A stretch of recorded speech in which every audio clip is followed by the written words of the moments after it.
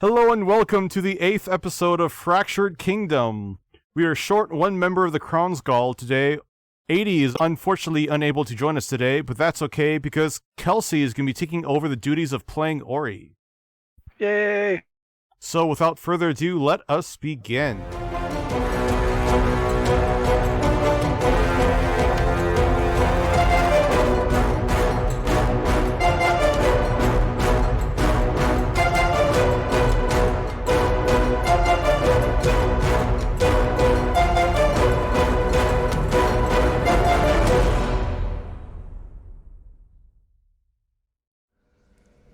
Last we left off, the Crown Gall made it back to the city of Lux, and during dinner at the Gloria Road Inn, a mind flayer attacked and killed both Gloria and Ralph, the inn's owners, before teleporting away.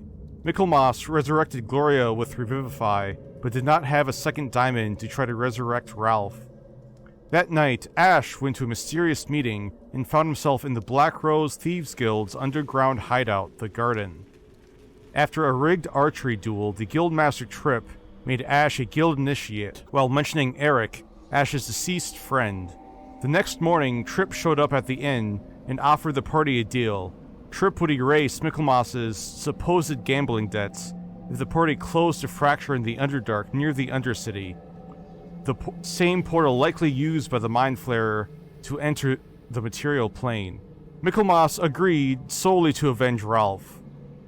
And after helping Gloria bury her husband and declining yet another offer to join the Kingsmen, the party did some shopping before heading down into the Underdark. The party fought through gibbering mouthers and flying horrors before finding the fracture, and after slaying one more horror that could create a terrifying anti-magic cone, Michelmas was able to dispel and close the fracture. Now, after Ori collected amethyst crystals from the cave for a magical tattoo later on, the party now has a moment to catch their breath before they venture out of the cave. Is everyone all right? Yeah, I was just going to say, I think Michelmas casted Aid on us. Is that still up? I'm just asking because I noticed my hit points are different. It lasts for 8 hours, so Probably still up then. Okay. probably still up. Well, Corvus is going to give his standard answer. I'm fine. So, does it look like... So we knew the Mind Flayer came out of here, and whatever this creature was. Are there any signs of other creatures, like, exiting where the fracture was? And, like, Make a survival check. Nat 20.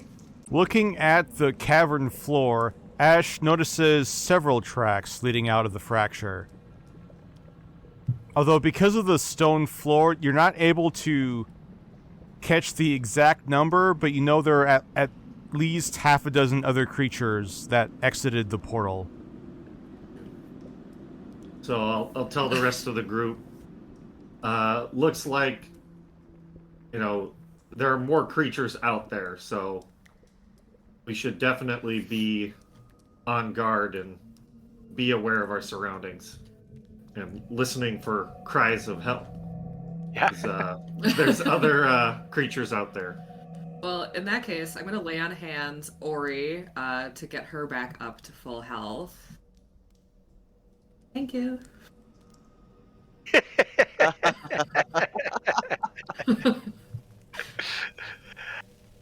I'm going to give myself 5. Yeah.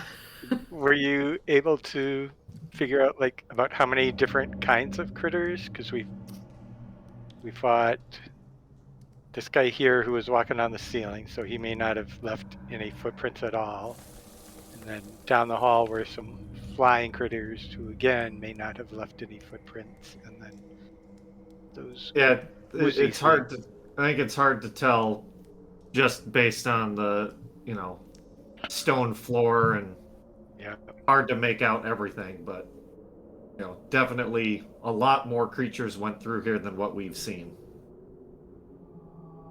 Well, I don't think we should waste time then. Let's go see what we can find.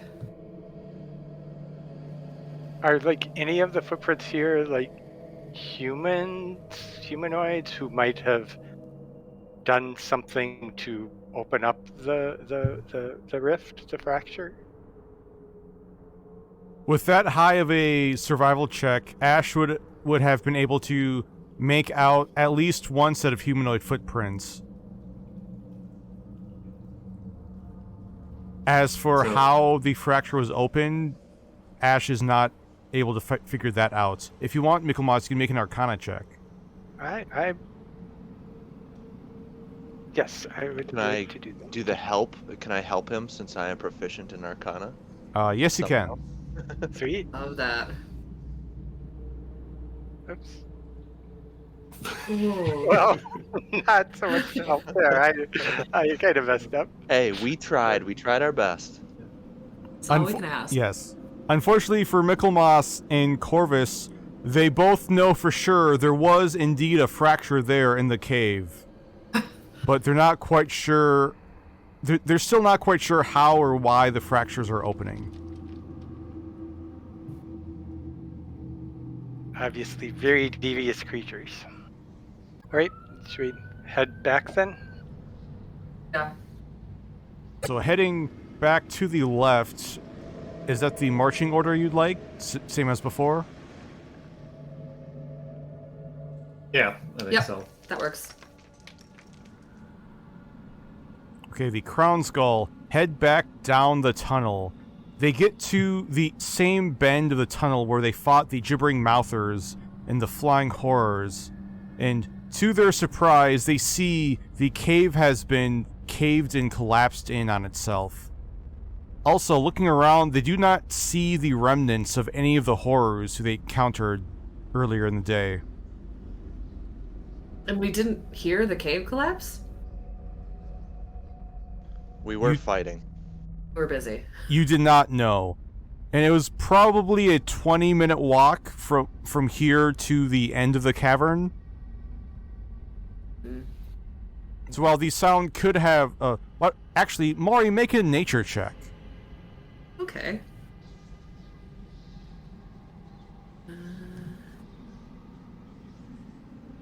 16.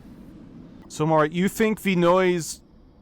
It was a little far for noise to echo through the caverns, but you possibly could have heard something. Then again, you did have a fight, so that the collapse could have happened during then. Do you want me to try and move some rocks? Yeah, should we try? Yeah. At least see how deep it is. You know, I mean, if it's not a huge amount of them. I'll touch Corvus's shoulder and give him some guidance before he tries to start the work. Yeah. And then I would like to try and move some boulders. I don't know how well this is going to go, but As where Corvus his mind goes. Yes, as Corvus and Mari reach down to begin moving some rocks, first, everyone needs to roll for initiative. Of course we do. So, while the rest of the party is distracted, Ash, with his alert senses, sees some of the shadows up on the ceiling move and take the form of a mysterious robed figure. Oh boy. Alright. Well, Ooh. I guess I will bonus action cast Hunter's Mark on this mysterious figure, and then I'll try to shoot it with my bow. 19 to hit. 19 will hit. Okay. And Hunter's Mark, so 14 total damage. Is Corvus within 5 feet of this thing? Or is it too high up? It is too high up, unfortunately, for Corvus to be in range.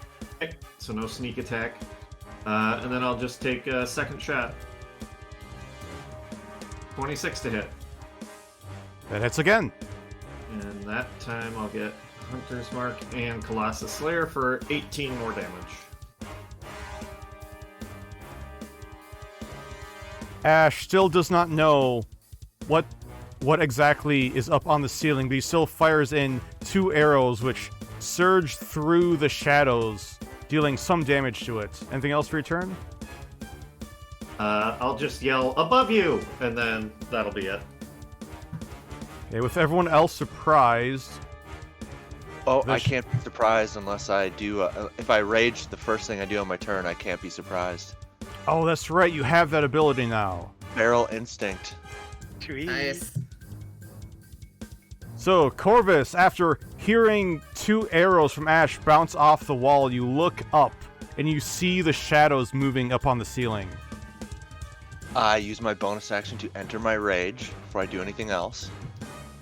And I'm hoping it's within my reach, because I have 10 feet reach. I'd say it's just outside of your reach. Because it is a 20-foot tall ceiling, it's not hanging down like the Woe Strider in the last combat encounter, so I'd say it's still out of your reach. Even if you did jump. Are there rock piles, like, at enough angles that he could climb on the rocks and get closer? You could try to jump off the rocks to try to hit it. Then I would like to try that. Okay, make an athletics check. Since I'm raging, I've got advantage on that, right? Correct. Maybe? Yes. 19? Corvus runs up the rocks and boulders, caving in the tunnel before turning around and jumping off of them, slashing out at the horror. You get your attacks. 2 or just 1? I'll give you 2. Oh, nice. Okay. Reckless attack. 23? That will hit. Or 14 slashing and 7 radiant. 21. That will hit again. Another 16 slashing. And that's it for me.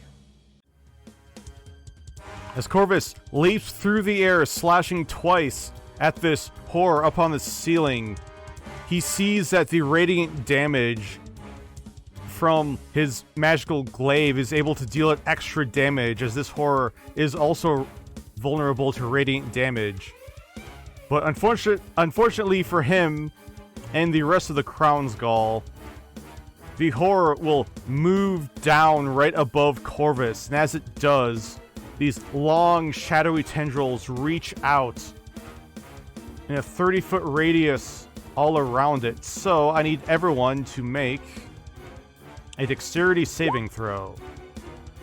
Real quick, since it entered my reach, can I use my reaction to make another attack on it?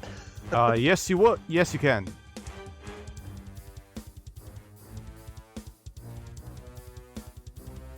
$21? Yep, that hits. For another 11 slashing.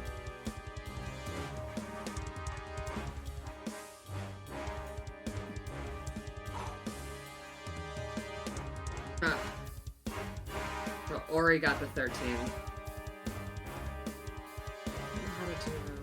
So while Ash and Corvus are able to avoid the strange shadowy tendrils reaching out from the horror, it appears that Mari, Ori, and Michelmas all take 35 points of necrotic damage as they feel their life being siphoned out from them. And with that, we now go to the top of round 2 with Ash again. Okay, I'm just going to do a sharpshooter attack at it. 18 to hit. That will hit. Hunter's Mark and Colossus Slayer, and then Corvus is within 5 feet. Correct. And 1 sneak attack. So it's 34 total, and then I'll do another sharpshooter attack. 17 to hit. 17 also hits. Okay, and then that'll just do 22 plus 6, 28 damage. And then I will do a bonus action, cunning action, dodge. And that'll be it for me. Okay, Corvus. 2 reckless attacks again. I'm gonna smack him. 19 19 hits. for 8 slashing and 9 radiant. And Another reckless attack. Ooh, 27. 27 also hits. For 12 slashing, and I want to use my bonus action to try and hit it with the blunt end of my glaive.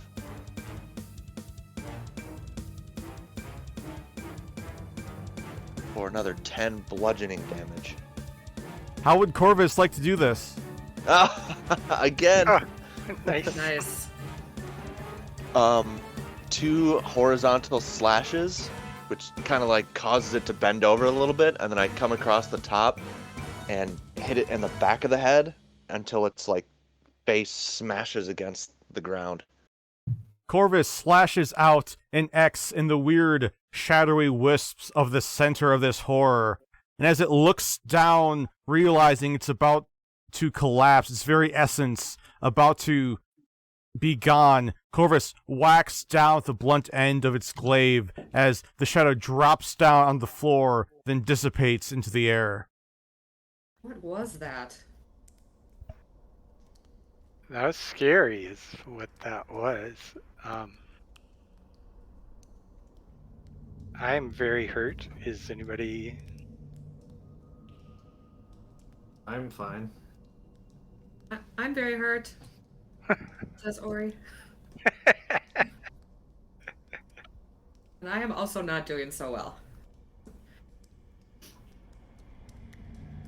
What's the best way to try this then? Here, but I have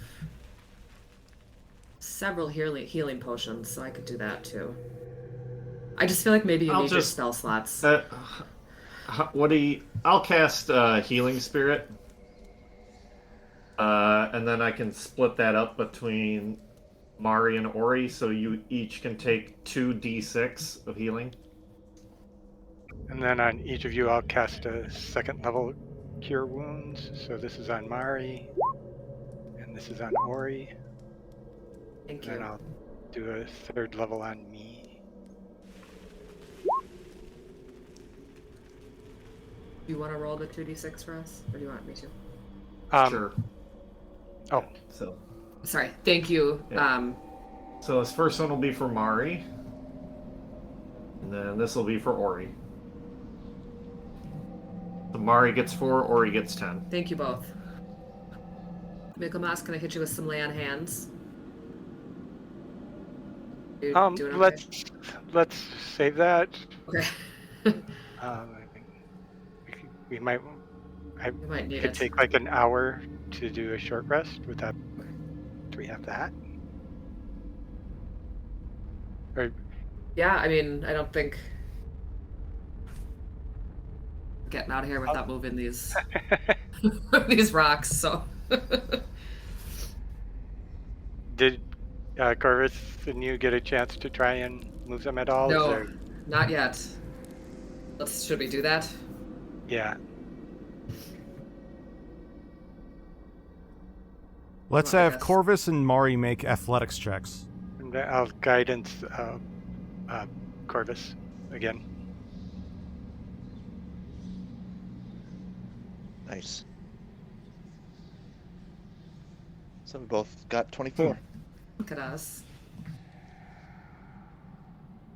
Even though there are several large boulders which are blocking the tunnel, Mari and Corvus work together, tag teaming the largest ones, and after about 15 minutes, the half-orc and the half-elf have cleared a hole in the top, which everyone should be able to crawl through. Do we, now that we know we at least can get out, do you want to do a short rest? Do you want to get out on Or do you the wanna other get side out first? So it doesn't recollapse or anything? Yeah, let's that's a try good that. idea. And I'll go last. I don't have it memorized, but I've got a spell that can go through rock eventually if this ends up taking longer than a day. Okay. Well, I'll go first. I can't be surprised, so Can in you case see in the there's dark? something. I got my goggles. Okay. After Ash crawls through the small hole in the top of the rocks, Ash, make a perception check. 13. Ash looks through, and as he takes a moment to move a little farther down around the end of the tunnel, Ash does not see anything. Ash, come here, boy. Ruff! Ruff! Ash suddenly hears a poof, and Dash appears right next to him. Good boy. Clear through here. Okay, I'll go next.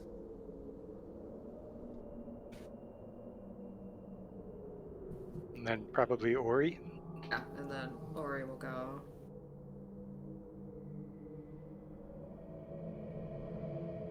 After you, Corvus. And then I will go. And with Michelmas being the last one on the far end of the rocks, nothing happens before he's able to crawl his way through, although his fine cleric robes are now very dirty from crawling on his hands and knees. Prestidigitation. Thanks, Ori. I know how important they are for you. Can we somehow seal this back up? Maybe make it collapse a little more, just in case that fracture opens up again. A tunnel is blocked. If you want, you could try. Yeah, I want to see if I can, like, maybe push some rocks around and see if I can kind of close it up a little more. Right. Make an athletics check, Ash. 10. Unfortunately, it appears that on this side of the collapse there are mostly boulders, not a lot of smaller rocks, so you're not quite able to really lift up any to try to close off the hole which you've made. Okay. Worth a try. Yeah. And now, like, how far are we from getting back topside? I'd say you're about half an hour away from topside. Do we want to Do we want to spend try an and get hour out? here? Or go Or out do- first? Yeah, let's just get out of here. Yeah, I think so. Famous last words. The Crown Gall take off through the tunnel, keeping an eye out for any other horrors. But as you're walking through, you don't find any other mysterious shadows or flying creatures on the ceiling. You do not hear any other gibbering monsters down any more caves. And to great relief from everyone, you're able to make it back above ground in the large canyon in Lux. Wonderful. And about what time is it now? Time of day? By now, I'd say the time of day is around 1 p.m. Actually, no, you guys did quite a lot of shopping before, so let's say 3 p.m. Should we, go have a nosh and short rest? Can you munch and short rest at the same time? Yes, you can. Yay. Let's find a little cafe so we don't have to bother Gloria. Or a tavern or something and rest a little. Do I know of any like dingy, crappy taverns in this canyon area that I could lead everyone to? The only one that you know of, Corvus, is the Pit. Oh man. Mari, make a history check. I'll give you advantage because you spent 7 years in Lux. See how good that does me. Mari remembers hearing about a very dingy tavern over in the southern district of Lux, but she never actually went there before or remembers its name. I mean, that doesn't mean we can't head there and check it out. And if we see something on the way, we'll just stop there instead. Right, So with the Corvus, Sorry, do go. you need us to go to a dingy tavern, or is that just we're here? That's the kind of place I would know here. Yeah, just that's the kind of place I would know here, and I think it would be fun to take Michelmas to a dive. In my my robes are clean now, so yeah. I'll use my mending stone to fix any tears. Michelmas makes sure his robes look perfect as the party walks south through the city of Lux. Let's have everyone make an investigation check.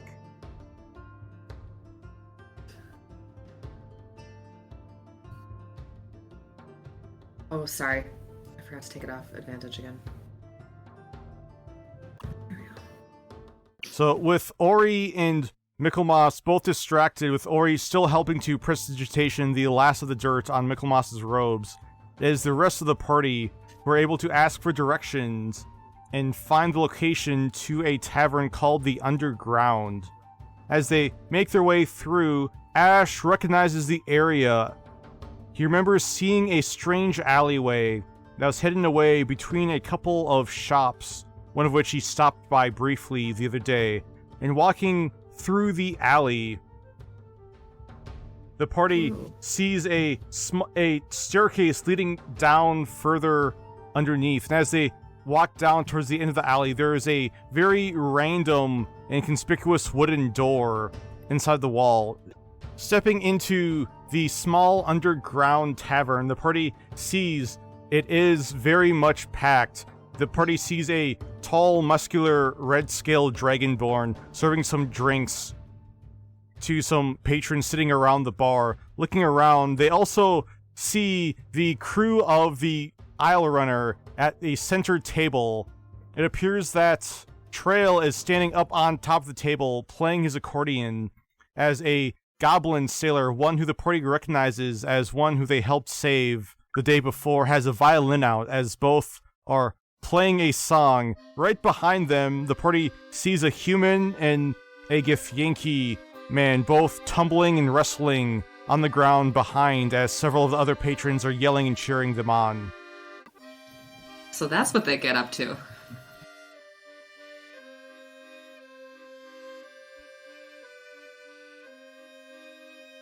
I don't know about you, but I could use a drink. I'm gonna go up to the bar and flag down the bartender.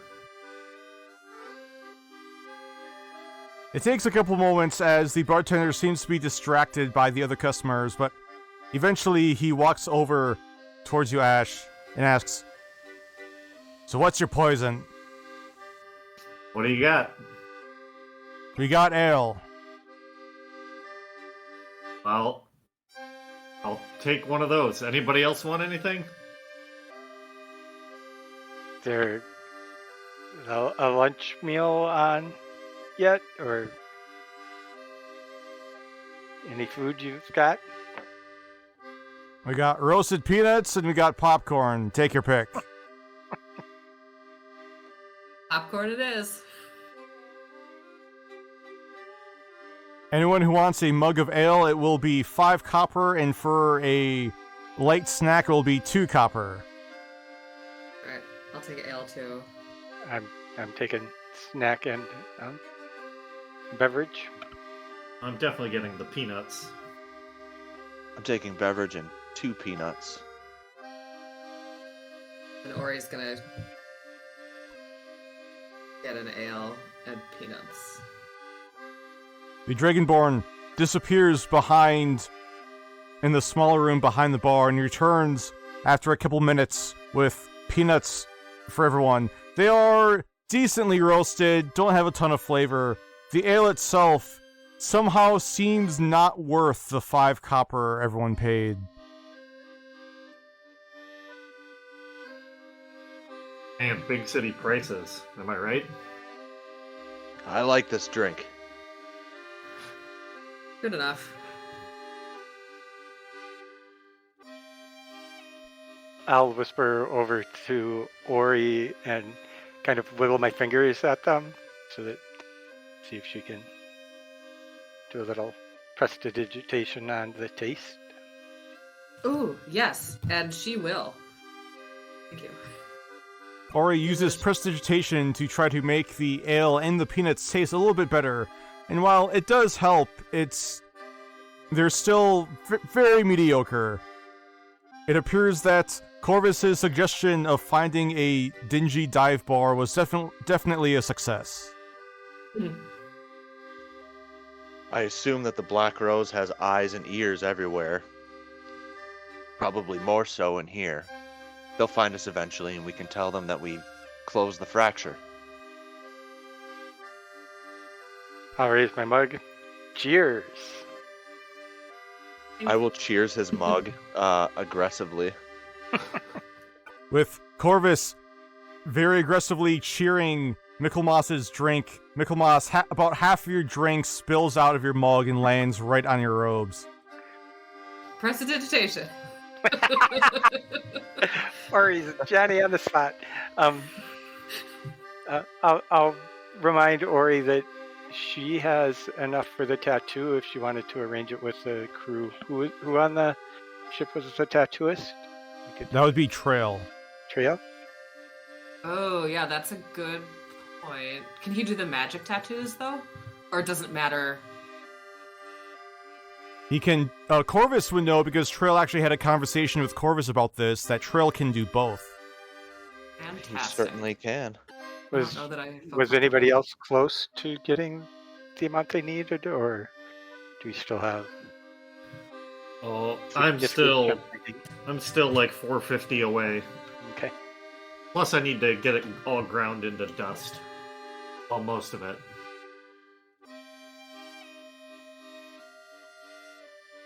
Oh, yeah. Ori still has to get hers ground up, too. Well, some of it would be. A little bit of it would be from the cave walls. I think Ori is hesitant. Is the captain over there? Looking over, it appears that the captain is sitting at a corner table with the first mate, Ham, standing next to her. Both of them appear to be talking to a male dwarf, who also appears to be a sailor. Okay, as long as she's way over there, I don't think Ori... Ori would be hesitant to go over there if the captain was sitting there. But I think I'll keep an eye out and see, like, if they're still playing music. Like, she doesn't want to interrupt their show. But if there's a lull, she'll go over and see if she can, like, schedule a time to do the tattoo. Waiting until the end of the next song, it's only a few more minutes when Trail and the goblin stop, and it appears that the rest of the crew of the Isle Runner and nobody else gives a big cheer and clap for them. And it's at that moment Ori cheers. Ori cheers. And with Ori cheering, Trail looks over and says, "Hey, I know you." Yeah, you sure do. So this is where you hang out when you're not out on the ship? Yep, when we're in Lux, we come to the finest tavern in the entire city. Saying that gives a big round of chuckles and laughs from everyone sitting around. Yeah, the ale left a little something to be desired. Yeah, well, it's better than water, that's for sure. That's true. So Corvus said that, you gave Corvus that really cool tattoo, and he said that you could do magic tattoos as well.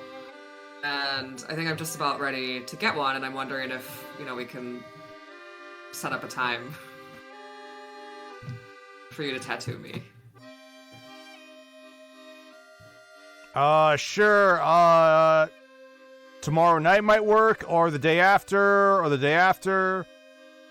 To be honest with you, we're mostly just here stopping for lunch. We still got some repairs to do over on the ship. But I mean, you just want to stop by any time when we're not here. If we're not here, we'll be on the ship working. So just stop by whenever. Okay, sounds good. Cool, thank you. Oh, and you got the gem dust or whatever, right? Yeah. Perfect. She didn't want to say it out loud in this room full of people, but she had so much gem dust. But yes, cool. All right, we'll stop by the ship. And with that, Trail and the Goblin begin playing another song. Let's have the rest of the Crown Gall make perception checks. So, for the people rolling around wrestling, does it look like there's anybody betting on that? And if there is, I'm really torn between standing out here in my bright, shining, cleaned religious vestments and really wanting to place a bet or two. Alright, so before we get to that, as Ori is walking back, Corvus notices the captain definitely noticed Ori talking to Trail, and as she was walking away, he noticed it appeared that the captain and him both started to have a somewhat heated conversation. Michelmas caught the end of that as he walked over. It appears that the halfling and grey gnome over on one of these southern tables are both yelling out and cheering and making bets with one another about who will win the wrestling match.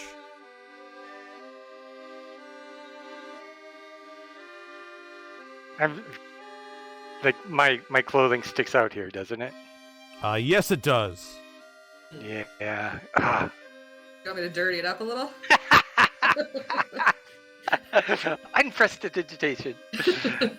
I am not going to do that. No, I just kind of sit with my back to the gambling and get a little jitters. As the party waits in the bar for about another half hour, it's Ash who hears a voice in his pocket say, "Come out front." And as he reaches down into his pocket, he realizes it was the spherical stone that was given to him by Nock the night before.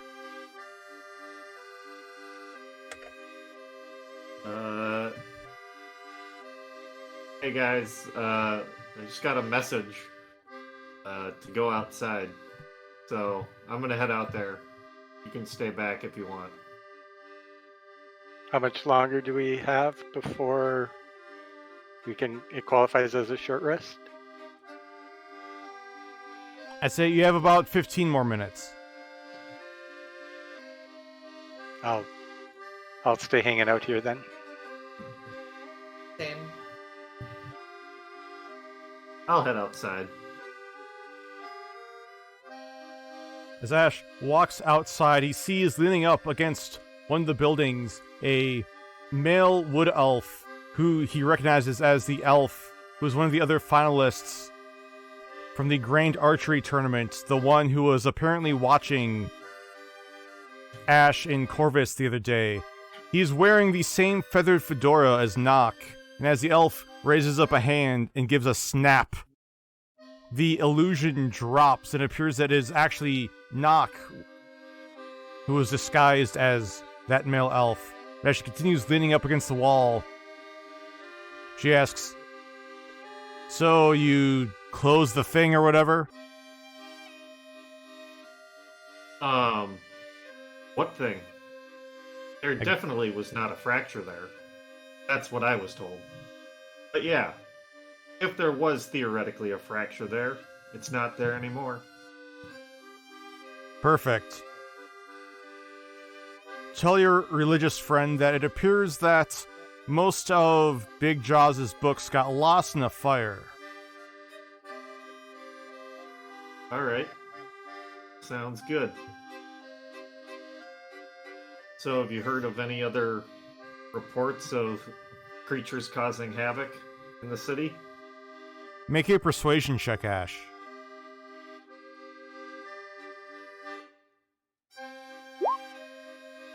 $13?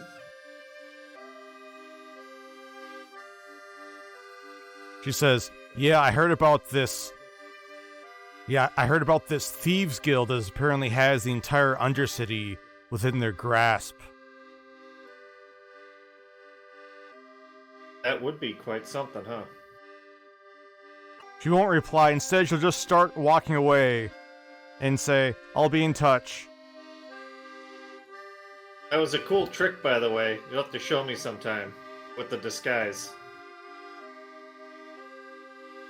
She does not answer you, but you do see her snap her fingers again, changing into the form of a human woman right as she rounds the corner and disappears. Alright.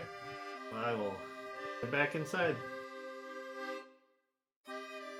Hey guys, that was the Thieves Guild. It's been taken care of. Mickey, I guess Big Joe's books ended up in a fire, is what they told me. Whatever that means. It means nothing. There was never anything. Thank you for delivering the message, but it was nothing, and you can forget it all. It's weird that they think there was something. Hey, Mari, could you do me a favor? Sure. And I'm gonna pull out the stone from my pocket. Can you use the wand on this thing? Tell me what it is. Yeah. Yeah, basically I just want to know if this thing is a one-way communication device, if they can track me with it, you know, what's going on. If we can glean any information from it. Yeah, so using the wand of identify on the stone, Mari realizes that it is a sending stone.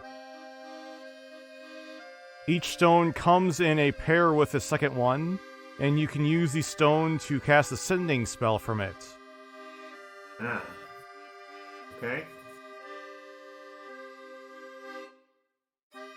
And this is kind of like a standard one. There's no tracking device involved or From automatic what, listening. yeah, from what Mari could demise from the wand of identify, no. But Michelmas, make an Arcana check.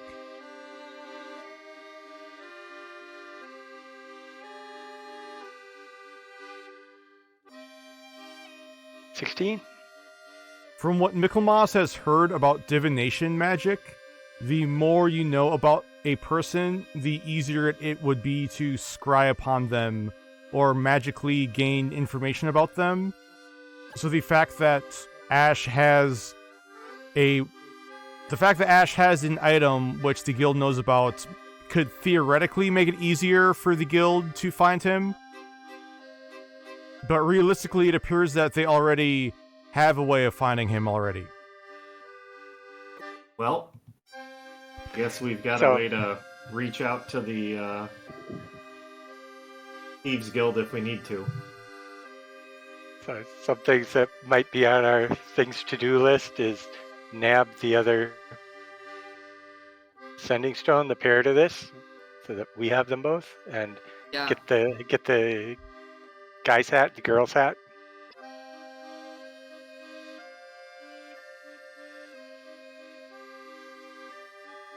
With that, the party does finish a long rest. The party does finish a short rest.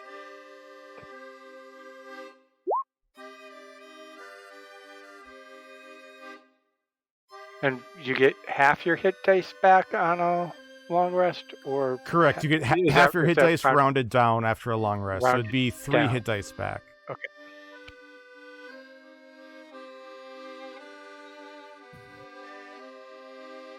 And for Ori, with her Bloodwell vial, she can get back up to Get 5 sorcery sorcery points if she rolls for hit dice. Yeah, I'm gonna have her do that. I'm gonna finish mine quick first. I'm gonna do one more just in case. I'm feeling much better after those peanuts. As mediocre as they were. Me too. The tall dragonborn bartender will look back over towards the party and very bluntly ask, "Need another drink?" I think we'll be on our way, thank you. I'll toss him a couple more copper as as a tip. He'll swipe them up off the bar and not say thanks as he quickly goes back to helping others. With the party heading out of the small tavern, they're back into the city of Lux. What else is on the docket for today? I would like to stop back to my folks at the Basilica and hand in the receipt for the boat trip that I paid for and get my 50 gold piece back. forgot to do that the other day. Yes. Yes. We were there and they didn't remind you, too. They really don't want to reimburse you. Let's go do that. The party... Varol... Sorry, go on. Sorry, Varol might also want to know about the other fracture we just found, too. Yeah, we can do that then on the way back. I don't think Varol has any of the purse strings or budget for this, so I'll need to talk to the other folks. The party heads north back to the Avon Basilica. As they step in, they see standing in front of the front fountain, they see Tarn, the gold dragonborn high priest of the Basilica, talking to a high elf priestess, along with a middle-aged human man who's also wearing priest robes. As the party walks in, Tarn will look over towards the party, as the other standing next to him do as well, and Tarn says, "Well, good afternoon." Hello, Tarn. Hello. In the excitement yesterday of taking care of the item that we brought, I forgot about this, and I'll pull out the receipt and tell him that I ended up having to cover the cost of my companions on our trip to get the object, and so I'd like to be reimbursed. Michelmas, make a persuasion check.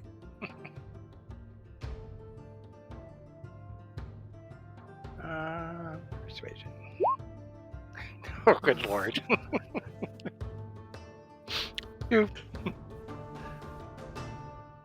The human sitting next to Tarn will give a chuckle, but Tarn will grab it and say, I'll see what I can do.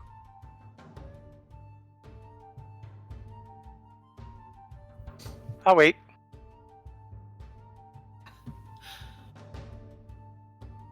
Tarn will let out a very quiet sigh and turn and walk down further into the basilica. At which point, the two other members of the basilica will stand in front of the party, and the human will ask, "So, this must be some item, huh?" Just standard fare.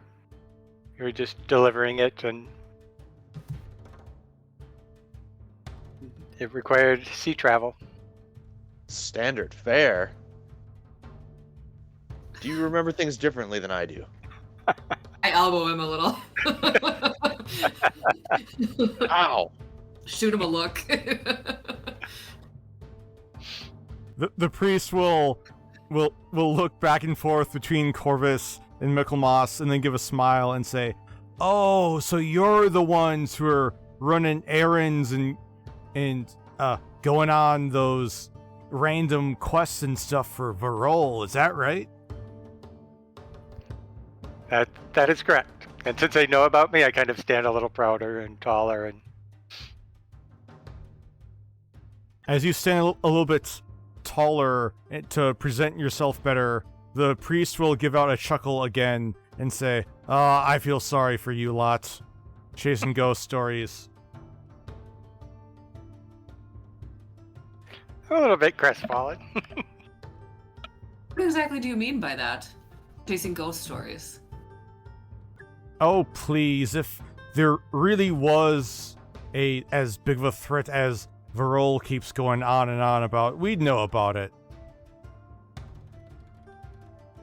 I mean, don't we know about it? I would say some of the things we're seeing out there are pretty big threats. Just today, we're back from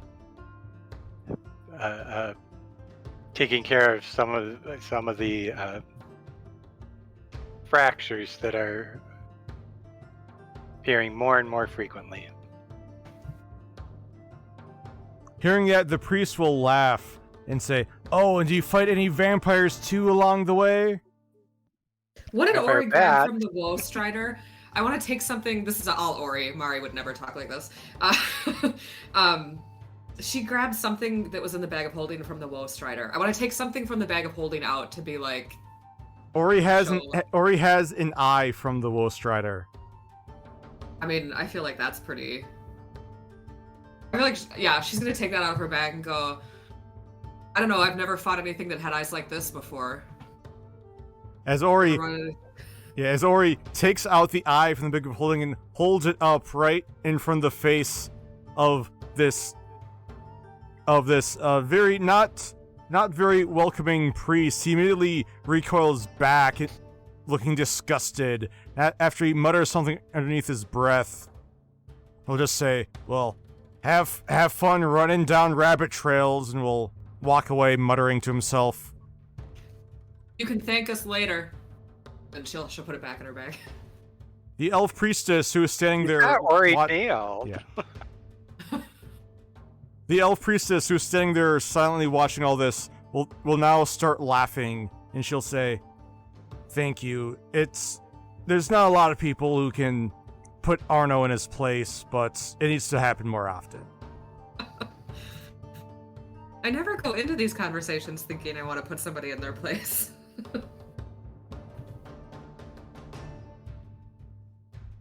I'm Nikella, by the way.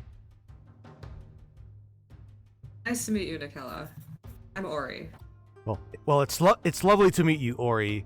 And then she'll ask for the names for everyone else, shaking everyone's hands. And then she'll say, "Believe me, while I'm not entirely sold on the usefulness of your errands, I do see no harm in Varol's work, and do believe that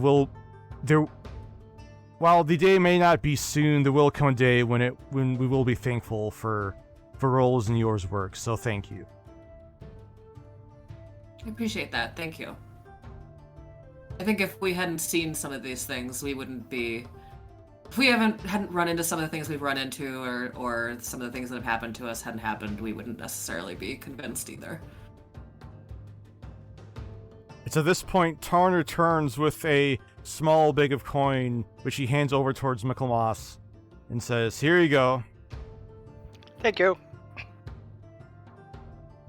Well, pleasure as always, Tarn. We'll, get out of your hair. It's a pleasure as always. Have a good rest of your day. As we walk out, Mari's gonna go, "I think you should count it, Mickey." Oh, no, they wouldn't cheat us. And then when I get home, I will count it. Okay. When Michelmas does get back to the inn, he will find it does indeed have 50 gold. Excellent. Before that, though, would the party like to go back to talk to Varol? Was that right? Yeah, tell him about do you think that's worthwhile? Yeah. Yeah. If some people have something they'd rather do, they can certainly do that, but I think Ori and Mari would go.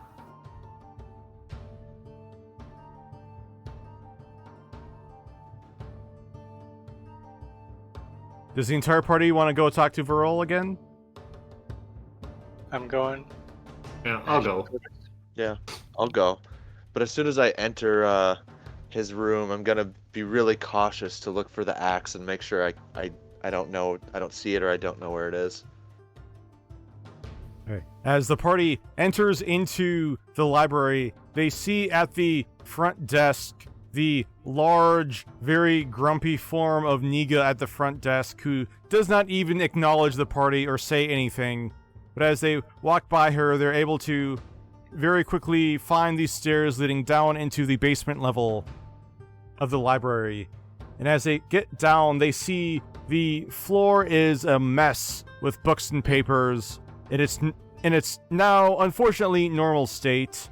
And the party sees the elderly goblin Varol with his spectacles hanging down on the top of the tip of his nose as he's appears to be reading very intently through a scroll. I'll knock to get his attention on one of the bookshelves or tables. Huh? Who's there? Oh, hello, Michelmas. Hello. We've just come from another encounter that I think you should know about. There's been a rift opening within the city. Wait, a fracture opening within the city? Where? We need to go close it! As he slowly stands up and begins hobbling towards the stairs out. Slow down. We took care of it. It's already taken care of. Oh, you closed the fracture? Yes. But there's something you should know. I saw footprints around there, humanoid footprints. So we're not sure if this fracture opened by itself or if somebody opened it, on purpose to let some creatures out into the city. That's very peculiar. I think I need to sit down for this, as he very slowly hobbles back down into his chair and sits back down as he strokes his imaginary beard. Well, from my research, from what I can see, it appears that there's only a very small number of beings who have been able to intentionally open fractures. So I do not think we need to worry about anyone intentionally opening up a fracture here in the city. Although, in some of my research, as he begins gesturing towards the large pile of notes on his desk, it does appear that one of the past deans at Eastmarch University, a Gith fellow named Seal Ock, he was apparently very intent on finding a relic which would allow one to open up a fracture and travel through it. Though the very existence of this item has never been confirmed, it appeared that he was very intent on trying to locate this supposed existing relic. Could the relic be a person? Oh no, this relic was actually a flute or musical instrument of some sort which would allow one to perform a ritual to open a fracture. But as he stands up and slowly hobbles across the library, he says, "But I did read another legend which you may or may not be familiar with." As he sits back down in another chair, begins rifling through some of the books, he says, here we go. He pulls out a very large tome that appears to be a history book on various monsters from the material plane. As he's flipping through it, he says, "Now let me see, where was it? Yes. It appears that there have been many rumors and myths throughout the multiverse regarding what happened to the last Tarask, and while it's most likely a myth, we cannot rule out anything. It appears that there is a myth that the last Tarask was so heartbroken by being forced to kill her mates that her sorrow itself opened up a fracture. But I'm afraid that if this really is possible, only the most powerful of beings would be able to repeat such a feat. So I do not think it is anything we have to worry about, but theoretically, if the Tarask did somehow open up a fracture with her sorrow, then maybe capturing a tear or two from her would allow us to replicate this effect. Is it the myth that the Tarask cried or something and made the oceans? Well, yes, that is one myth, some believe she is hibernating underneath the seas. Others believe she drowned herself in her tears and her skeleton is at the bottom of the ocean, somewhere in the seas. So Others believe she's hibernating underground, over in Foss Canyon. So if you took water from the sea, could you replicate, if it actually are tears, could you replicate the fracture opening? Well, it appears that Seal-Ock did many experiments on this and was very unsuccessful, and I'm afraid I'm not that kind of an arcane sort of spellcaster, and I'm afraid my expertise is mostly just in doing the reading type of research, not the experimental type.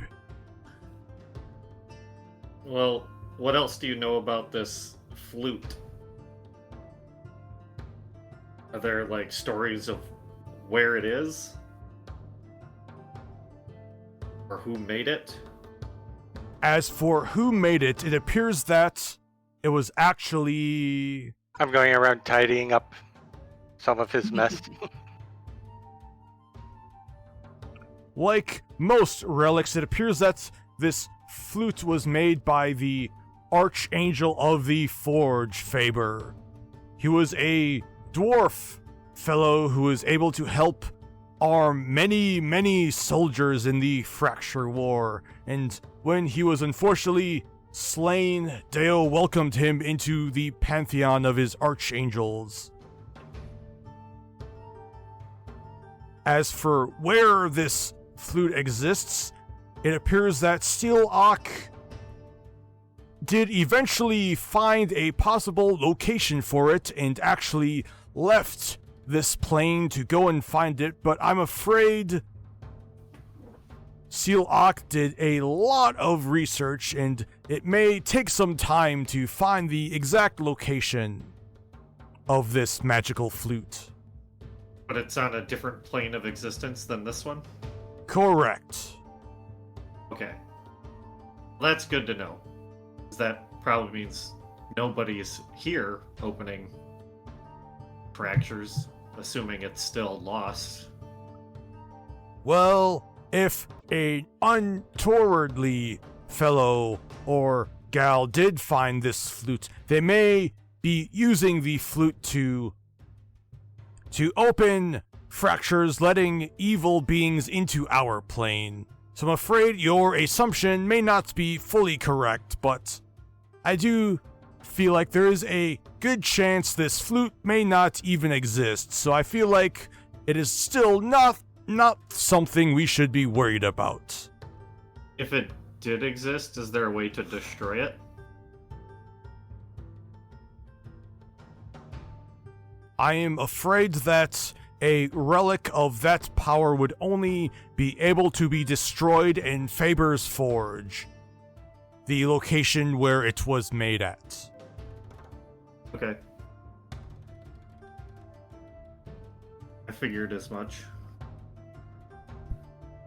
At this point, Varol will look over towards Michelmas and say, Michelmas, instead of helping me tidy up, I feel like your time might be better aimed at helping me look through some more of Seal-Ock's notes.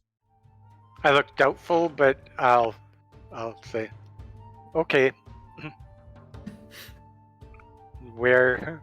But I certainly need something cleaner to be able to start such research.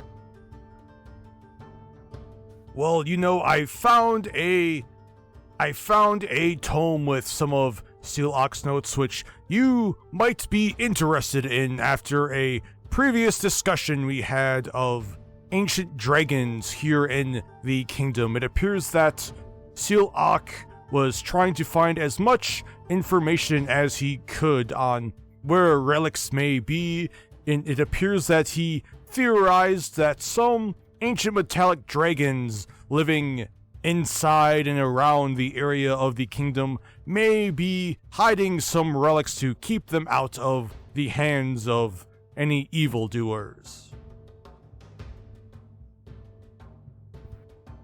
Well, that would kind of check with the Ravi's information. He was. Do we know where other dragons are located that we might go talk to them? Or is that in the books and I should read and find out myself? Well, you did find this map of Prada with several marked locations, which do have possible locations of dragon lairs. Now, looking at this map, you told me that this Ravi Narde, his lair was on Fog Island. Was that correct? Yes. Which is a location on the map, which may be a coincidence, but may also be a sign that this map is accurate. One sign that this may not be accurate, unfortunately, is that there are 10 locations marked on this map, and from the legends and research Seal-Ox sifted through, it appears that there are only 5 metallic ancient dragons who stayed on the plane after the Fracture War. So that information could be incorrect too, or they could be older layers. So you only have a record of 5 dragons, and we have a map showing 10 dragons. You scholars can't get anything right. Well, research and history keeping is a much more difficult practice than it would seem at first. But do not worry, I will continue researching this, hopefully with the help of your friend Michelmas, and hopefully we will be able to come down to the bottom of this map and find any good locations on dragon lairs. So I do not recommend running off right now checking all 10 locations, because chances are half of them are going to send you on a wild goose chase. Yeah, I don't want to be running around like we did with Fog Island and Fern Island. Yeah. And then not find anything. That would be very unfortunate and frustrating. So, do you have books or other things that I can be studying, or do you want me here? Oh yes, I have plenty of books of notes and other tomes which Seal-Ox had in his personal study area, which you can help me read through, and hopefully we can come down to the bottom of these dragon lair locations. Sounds like a plan.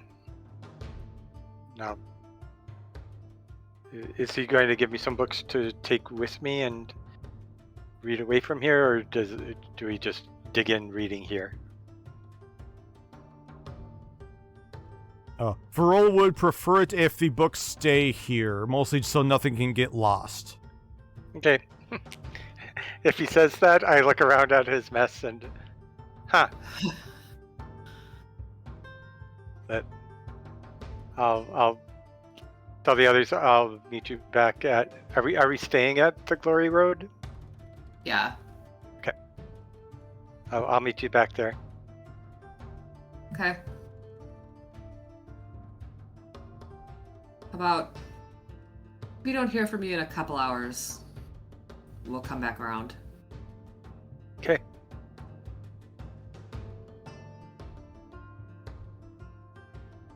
With the rest of the party leaving the Nortrun library, what does the rest of the party do?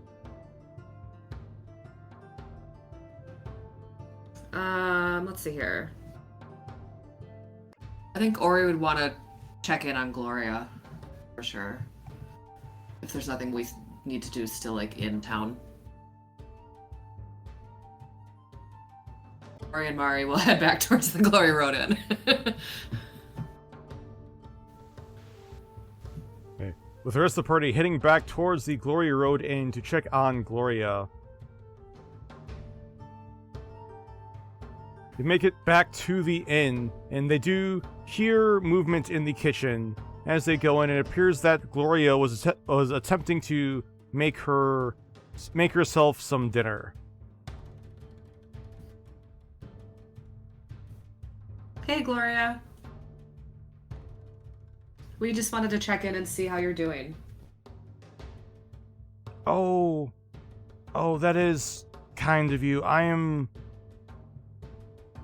doing okay, just trying to remember what Ralph told me about making his chicken soup.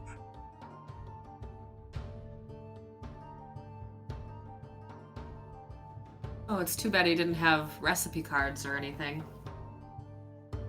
I always told Ralph he should make sure to write down his recipes, but he was worried about people stealing from them. And rightfully so. Is there anything you need done around here that we could help with? Well, if you wouldn't mind helping clean up some of the other rooms, just in case anyone else comes in deciding to spend a night here.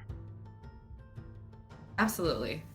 Thank you. You are all too kind. Of course. So Mari will... Oh, is there, are there, like, cleaning supplies somewhere you want us to use, or... Oh, in the closet underneath the stairs, there should be a mop and broom. Perfect.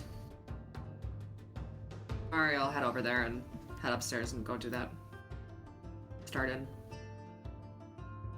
With Mari and Ori helping to clean the inn, what do the Bash Bros do? You're gonna let the women clean? Huh? No. I'm just teasing. Corvus is gonna clean, take out the restroom bucket. Yeah. I'll just tidy up in the bar area, put the chairs in a nice spot, and tidy up the... Sweep and... Yeah. The main area. The dining hall. With the Crown Gall busy tidying up the Glory Road Inn for Gloria, let's have Michelmas back at the library make a history check. No, sorry. Make an investigation check. Investigation? I can do that. Mm-hmm. Oh, where are you? There. 18. So, Michelmas sees, looking through some of the notes from Seal Ock, it appears that the lair location south of Anatoly along the coast, it appears that there is an ancient copper dragon who supposedly lives in that lair and is very fond of bards, and apparently is not very welcoming to those who do not make sure they leave an enjoyable visit with the dragon.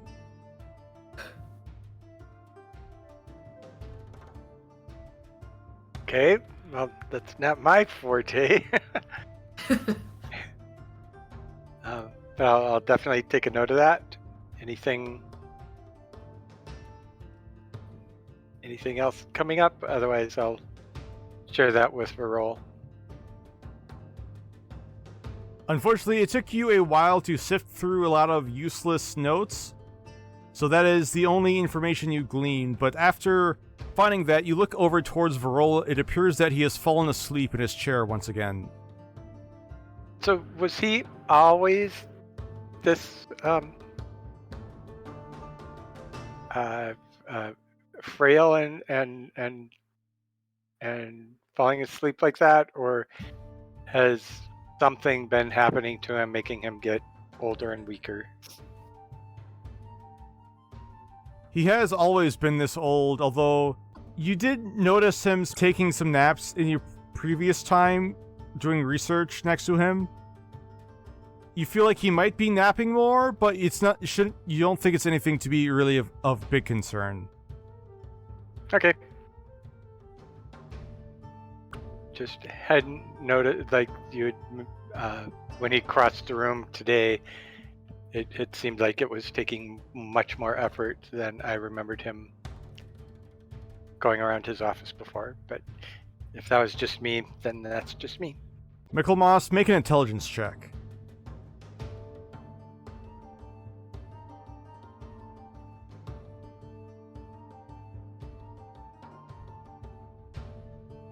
A big ol' 4. Michelmas vaguely remembers Varol saying something about taking your time, but he doesn't really remember the point of the saying or idiom, since Michelmas didn't really hold any truth to it. Okay. Yeah, I'll just, in between my studying and looking for stuff, I'll try and keep the mess from growing any greater and putting stuff away, and then when it's dinner time, I'll send him home and head back to the Glory Road. With Michelmas making it back to the Glory Road, and the rest of the party has just finished cleaning up the inn when Gloria appears to have made a large portion of chicken noodle soup for everyone. It's not quite as good as the soup which Ralph used to make, but it's still sufficient for a nice evening dinner. Oh, Gloria, thank you so much. We didn't want to put you out. Oh, well, it's something I probably need to get in the habit of cooking more anyways, so it's not a problem. Well, thank you. It's much appreciated.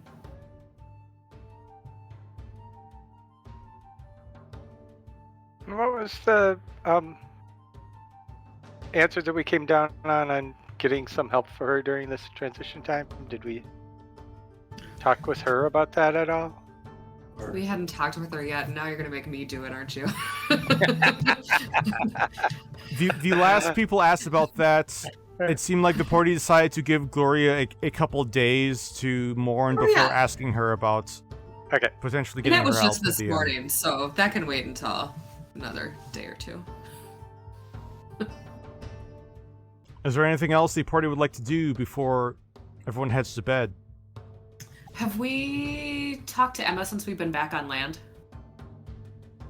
You have not, no. I think Ori would... I suppose I should check and see what... Let me make sure I have the spell slots. We're going to bed.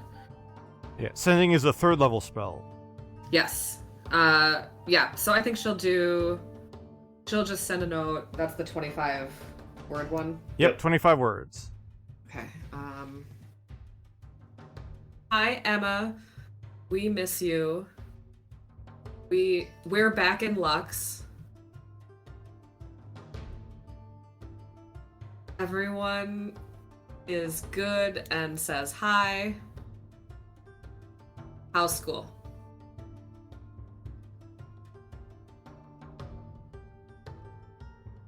After a moment, Ori hears the reply from Emma.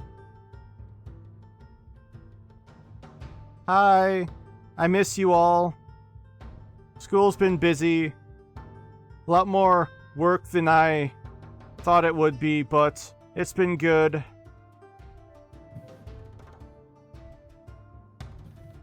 I hope you're well. All right. I'm glad sounds like she's doing well. I hope she's really enjoying school. Yes. She deserves some good things in her life. Yeah, she does. And with that, the Crown Gall heads to their rooms, and after everyone beds down and begins their long rest, we're going to take a 5-minute break right now.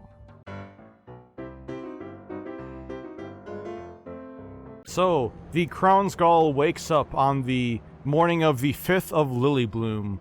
As everyone goes downstairs to try to find breakfast, they suddenly see the doors to the inn burst open as they see Dengo, the human man who runs the Valori Cemetery, burst through the front doors, looking like he's out of breath. As he stops for a moment, says, "I need your help." What happened? Well, there's sort of a vampire in my home. A vampire? Sort of. Gloria So the guy- will pour a mug of water and tell him, "Come on, sit down, catch your breath." As he sits down, Tell us everything. sits down, takes a long swig of the water. He says, "Well, not too long before sunrise, I heard the noise of some people fighting outside my home, and I mean, I didn't really want to get caught up in whatever was going on because it sounded kind of gruesome, so I just sort of stayed as quiet as I could. But then, after the fighting stopped, there was knocking on my door, and there's this woman asking for help, but I mean, I didn't know if it was for real, or if it was a trick or what, but I mean, I was just scared, and I just stayed quiet. And I mean, after a moment, she stopped, so I waited a little while longer, and when I finally opened the door, I saw this woman passed out right in front of my door, and she had a bunch of gashes and cuts on one of her sides, and looking outside, there were a few dead vampires on the ground. I mean, I'm pretty sure they're vampires, because they had the fangs and whatnot, pale skin.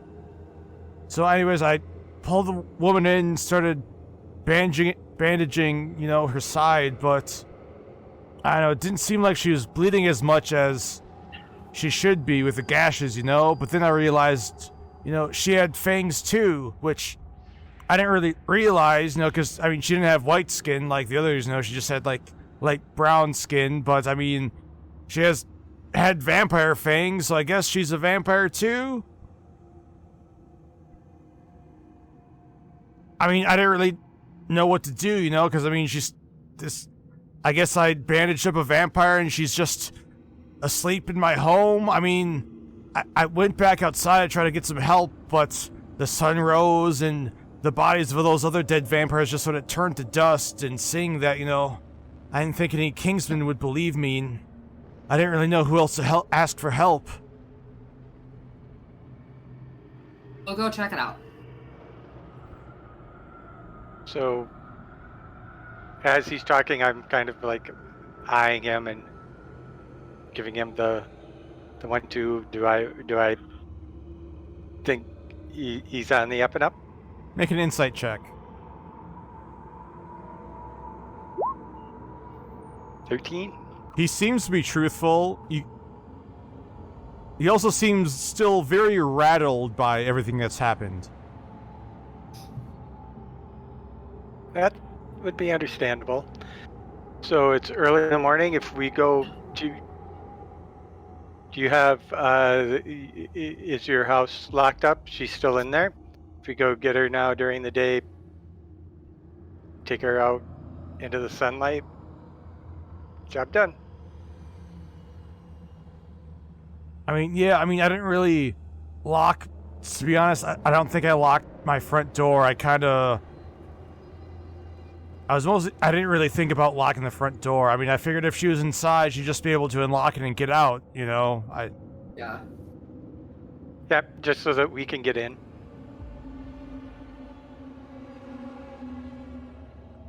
Gloria will say, I'll stay here and keep him company while you lot go figure out what's going on, okay? How important is your house to you? What does that mean?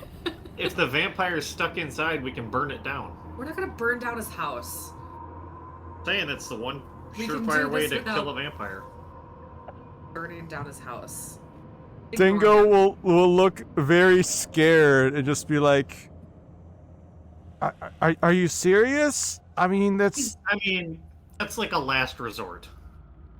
I mean, I prefer not to lose my home. him.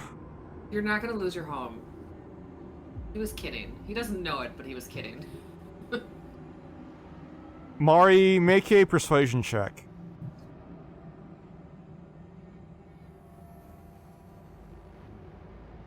Well, Dingo does not seem very convinced that his home is going to be safe. Unfortunately, but Gloria will try to put a hand on his and just say, "Oh, don't worry, I'm sure everything will be just fine, and they'll get to the bottom of this." At which point, Gloria will give a very unhappy look towards Ash.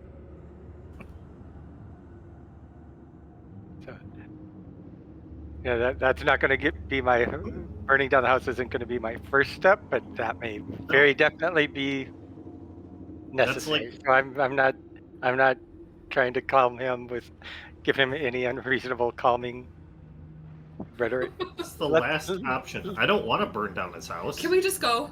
Let's go.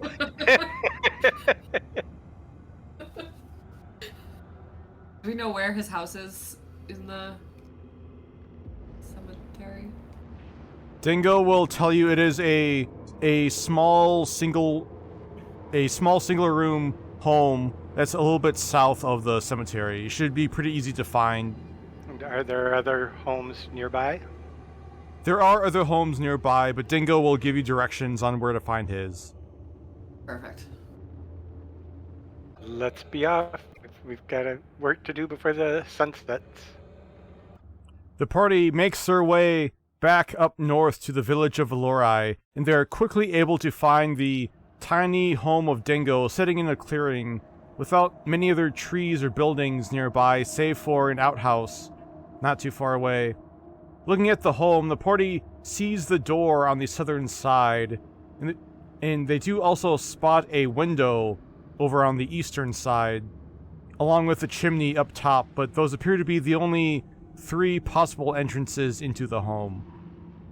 Although the chimney does look quite small, Dash could theoretically fit himself through there as a last resort. I'm sorry, this is the... Yes, door is right weird- here. Right there, okay, perfect. And the window's the other way. And the okay. window's right here. And what time of the day is it when we arrive? So I'd say by the time you actually get to Dingo's home, it's going to be around 8 a.m.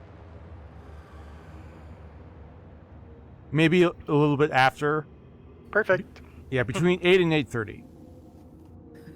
So we got lots of sunlight to use. Lots of hours of the day. Is it sunny or is it overcast? It appears to be a very clear and sunny day currently. Love to see it. So before I head off over to here, I'll tell the Bash Bros, go inside, grab her, pull her out here into the sun. So, are there any spells we can cast on the house? For Well, like, could Ori cast that Hunger of Hadar on the entire house? Try to lure the vampire outside and then just drop the spell? I mean, do you think a vampire's gonna go, oh, something's outside in the middle of the day, let me go check it out? If it's a new vampire, maybe? I don't know. do we know anything? Is there a way to like unvampirize somebody? Michelmas, make an Arcana check. It's a good question. We don't have to go right to killing her. We can... 17. I'm okay with going right to killing vampires. That's Michelmas does not know of a way to cure a vampire, but from what he understands about them, it's theoretically possible, but Michelmas does not know the specifics on curing a vampire. Okay.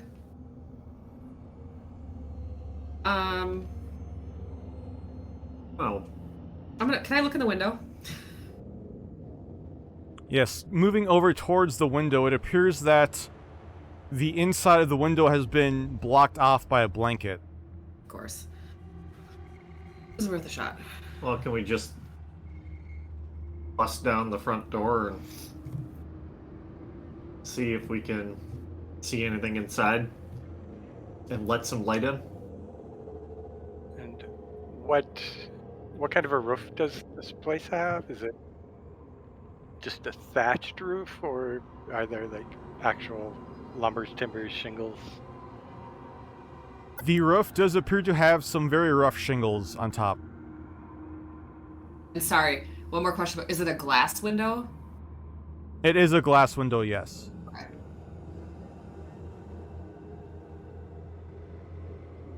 Yeah, let's just kick down the door. We can fix the door. It's not gonna damage the house too much. I say we just bust in the door and Anybody let else some light in. have ideas?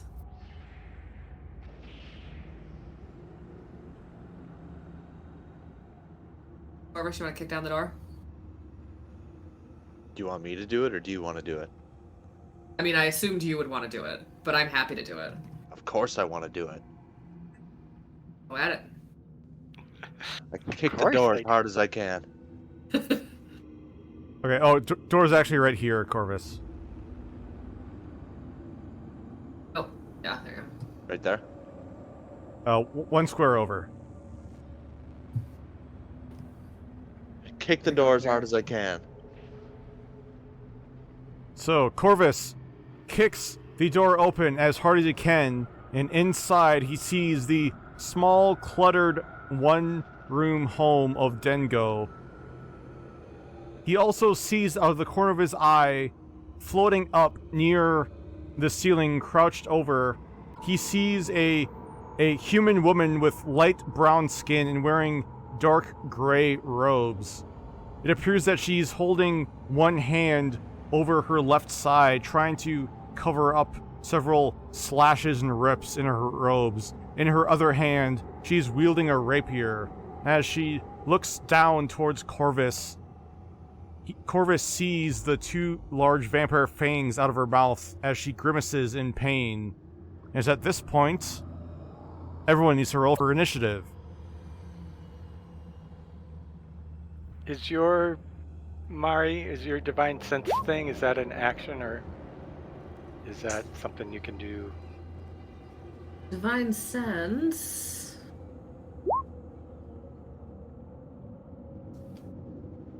Is an action, yes. Probably should have done that first, huh? Yeah. I Well, think if it was behind cover, it wouldn't work. Yeah. Initiative, that's what I'm doing. Look at those rolls.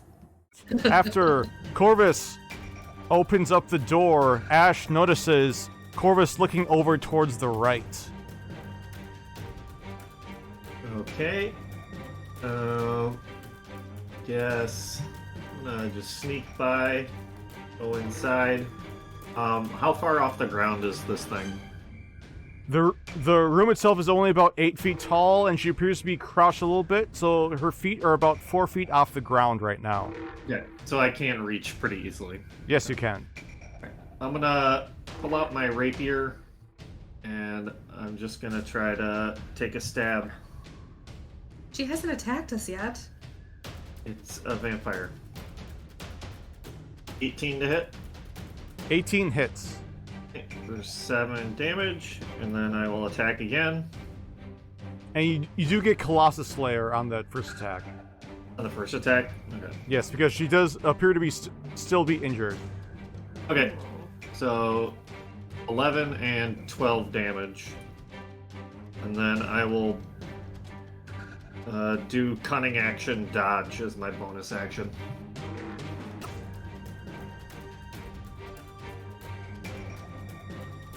Alright, the vampire is going to float down on the ground right next to Ash, and then she's going to first try to grab you with her open hand.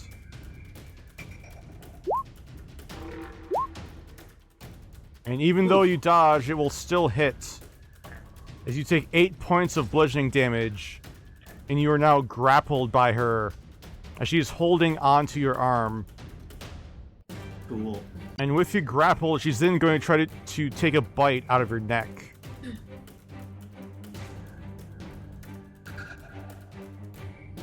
Which will miss. Not today.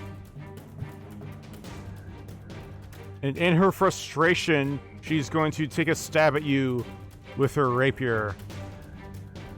Which will also miss, as Ash is able to Holy parry cow. with the rapier. And after that, we now go to Ori. So Ori can't see what's going on in there, but I'm reading Dissonant Whispers, and it doesn't say that it's somebody I can see. It just says within range.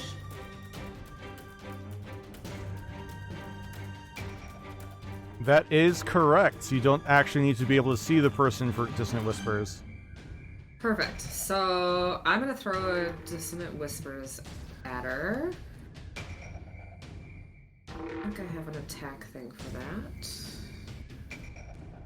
I do. Level 1. So it's a Wisdom save DC 17. Ah! Unfortunately for Ori, Ori doesn't actually see this, but Ash does, as the vampire shakes her head and lets out a scream of pain, while she's still Did it able to work? resist most of it. At this point, the vampire will yell out, "I am not your enemy!" If you're not our enemy, then let Ash go.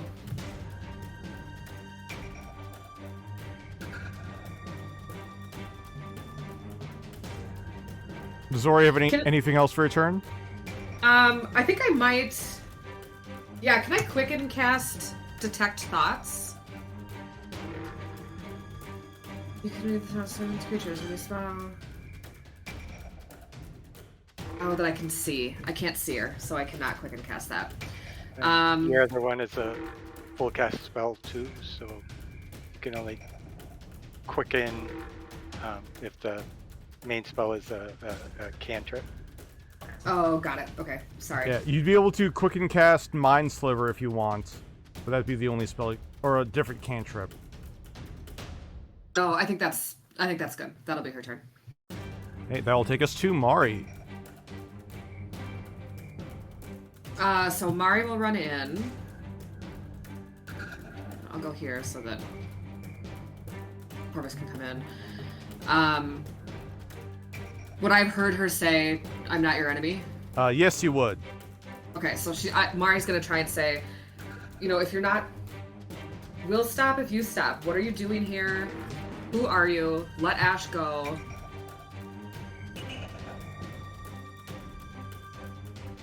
Mari, make a persuasion check.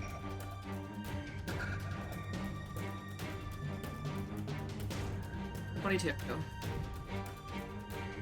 The vampire, while still having a grasp on one of Ash's arms, will look towards you, Mari, and say, "I'm here to deal with the vampires you should be going after." Okay, so let him go and tell us about that. Because it looks like you're a vampire that we should be going after. With the persuasion check as your action, Mari, are there any bonus actions you like to do?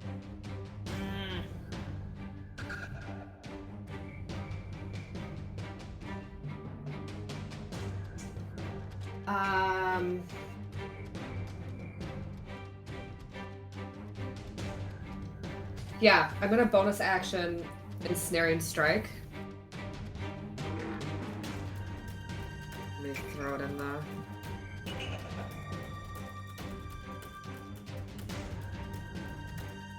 Oops, cancel. to see if I can restrain her. Oh no, it's a weapons attack. Nope, so then I guess I'm done. Okay, Corvus.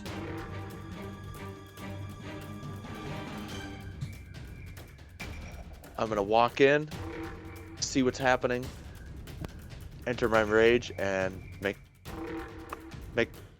enter my rage and make a grapple. You got an athletics check at advantage. Yes. Even though the vampire appears to be very spry and agile, Corvus is still able to grapple her, wrapping two of his arms. Sorry, what was that? I was gonna say, I like to think that I tried to grab her and I managed to get a hold of her ankle. Yes, with the vampire trying to hover up over the air, trying to avoid your grapple, you're still able to grab one of her ankles. Although she still has one arm holding Ash, still pulling his arm awkwardly up. Anything else for your turn? Nope, that's it. Okay, Michelmas. So did I hear her claim that she's a vampire hunting vampire? And if I did, is that something that I've heard of before? Do I believe that? You did hear that. As far as have you heard that before? I'm going to say, based on your previous... Terrible roll, I don't know nothing. Yeah, I'm going to say, based on your previous role about vampires, you have not heard about that situation before. I'll come to here and I will bless our marshals. And I am done. Okay, Ash is up next. No, I used my action, never mind. I'm going to just drop my rapier and say, truce.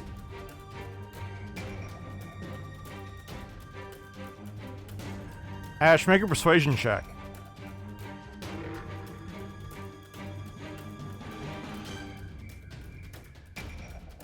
You're blessed, I think. I believe that Blessed works for attack and saving throws, not sorry. ability checks. It wouldn't have mattered anyway. After saying that, Ash sees the vampire's eyes looking around, still trying to figure out what she wants to do. Anything else for your turn, Ash? I guess I will take the bonus action, cunning action dodge again, just in case. If I can. She's got you. Right, the vampire is going to try to rip her ankle out of Corvus's grasp. Is Corvus going to try to still hold on to her? Yeah, why not? I'll still try and hold on to her.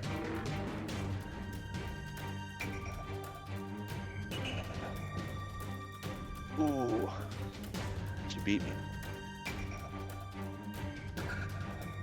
The vampire kicks her ankle and foot out of your grasp, Corvus. Now she slowly hovers back down onto the ground. She'll look over towards Ash with a still very cautious and angry look and say, truce. Although Ash, Mari, and Corvus can see, she's still, with her right hand gripping her rapier, still very hard, ready to still attack at a moment's notice. Are you hurt? Obviously. What kind of question is that? I know. Can I give you some of my blood? Will that heal you? No. I'm gonna cut my wrist. I'm just gonna cut my wrist and give her some blood. No. I'll bust open the window and It's a mess. shouting, no. I'm trying to be nice, because I heard her. I'm trying to... Michelmas, the window is locked, so you would have to try to break the glass to try to open the window. You still be able to yell from there. If I hear Ash talking about letting himself get bitten by a vampire... No, I'm not gonna let her bite me. I'm just gonna, like, cut open Mari a breaks the wound. glass. I just want to get a wound on my arm, drip some blood, and let her drink it, but not out of my body directly. As Mari opens the window, the vampire will quickly try to move and hover over Ash, trying to find the darkest place within this small home. Yep, I'm just letting our friend in right here, and then we'll close it back up. There's a door for a reason. After Michelmas awkwardly climbs through the window and Ori steps through the front door, the Crown Gall now has the vampire cornered. So tell us what we need to know about these, quote, real vampires. Tell us what happened. Is that one gonna Quickly, stab me daylight. again? As she nods towards Ash. No. Look, I didn't say real vampires. I talked about the real enemies, alright? I'm a real vampire, but I'm not an evil vampire. So who are the enemies? How long have you been a vampire? And how long have you been hunting these enemies? Alright, one question at a time, alright? Why should we believe you? So I've been a vampire for, I don't know, 100-some years? Sort of lost track of time. And it wasn't by choice either, alright? Someone turned me into this. So I killed him for it. And since then, I've been spending all my time taking out other vampires because I'm the only one who can deal with them properly.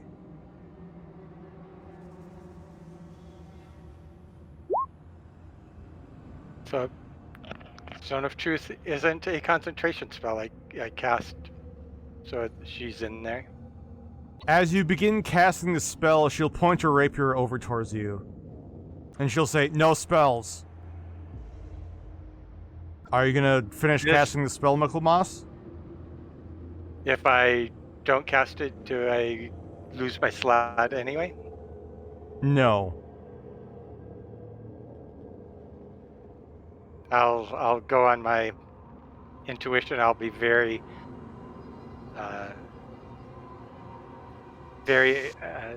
attentive to everything she does when she talks and try and see how much she's trying to hide from us then, if she's not gonna allow the spell. I'm going in believing that she's lying about everything, and so she's gonna have to convince me. She'll keep a very close eye on you, Michelmas, as she continues speaking. Look, I was in the astral plane a few days ago, chasing some mind drinkers, and then they apparently walked through some portal, and I showed up here underground, and I chased them above ground, and after a few days of cat and mouse, they ambushed me last night, and I woke up in this home, alright? What are mind drinkers? Mind drinkers are vampires with psionics. One of them ain't too hard to take down, but when there's a group of them like there is here, then there's a problem. Does this seem to be factual stuff between what little I know and how she's acting? Make a history check, Michelmas.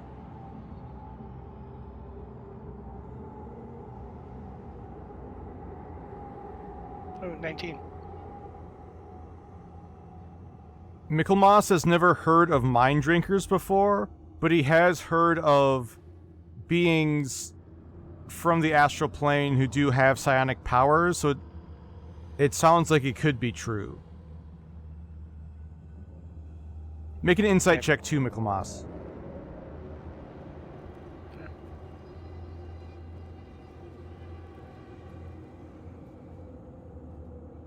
Oh, 26.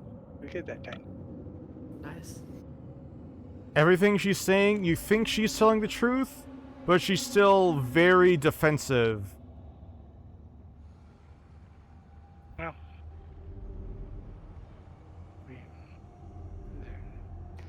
We did give her reason to be defensive. Yeah.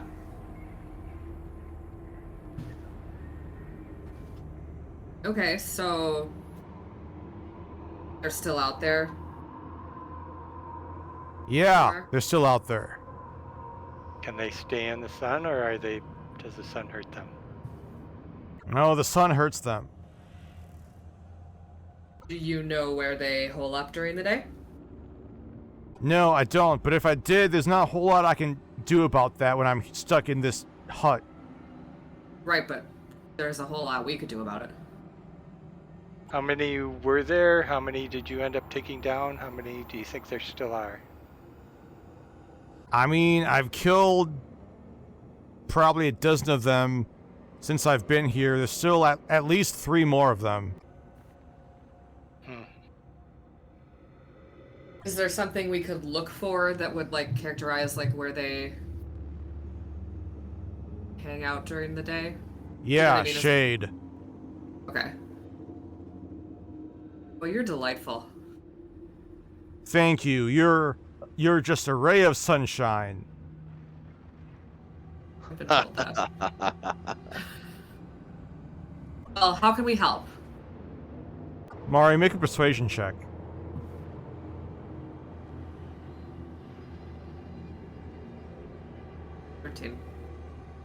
If you want to help, you leave me here till nightfall. Once the sun sets, they're going to be looking for me.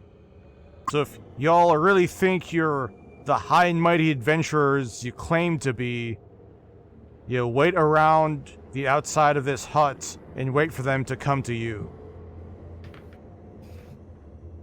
And then you'll leave? And the man whose hut this is safe from you? I'm not a monster. I'm not going to eat him or anything. He did try and save you last night. He dragged you in here. Yeah, I know, because he actually has some heart not to stab the first person he sees. As she glares over towards Ash. He told us you were a vampire, and he was scared. What else were we supposed to think? And what if I wasn't a vampire, huh? What if I was some random burglar who happened to come in? Who was floating on the ceiling? Then I'd try to stab the burglar, too. Look, you help me kill those things while I'm healing up, and I'll walk back through the portal and not harm you or anyone else in this stupid little village again, alright? So, what portal?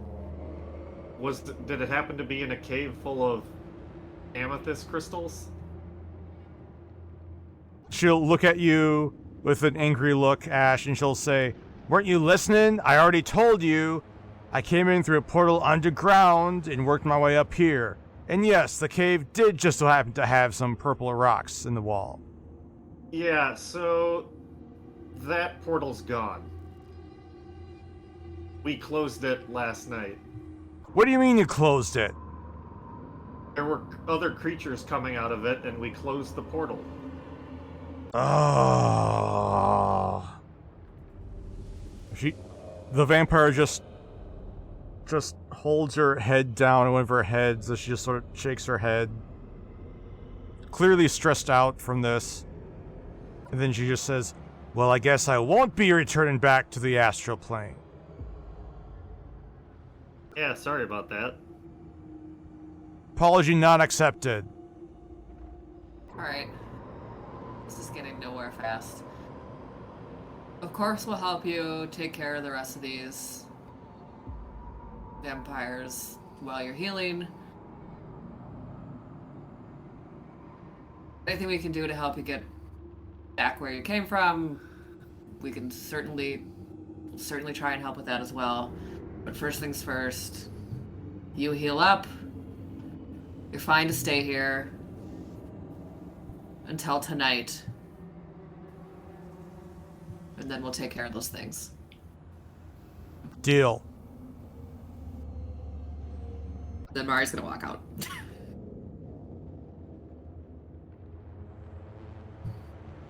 She'll look over towards the rest of the Crown Gall and say, "Close the door on your way out." I'm gonna check out the outhouse. Just Just make sure nothing's in there.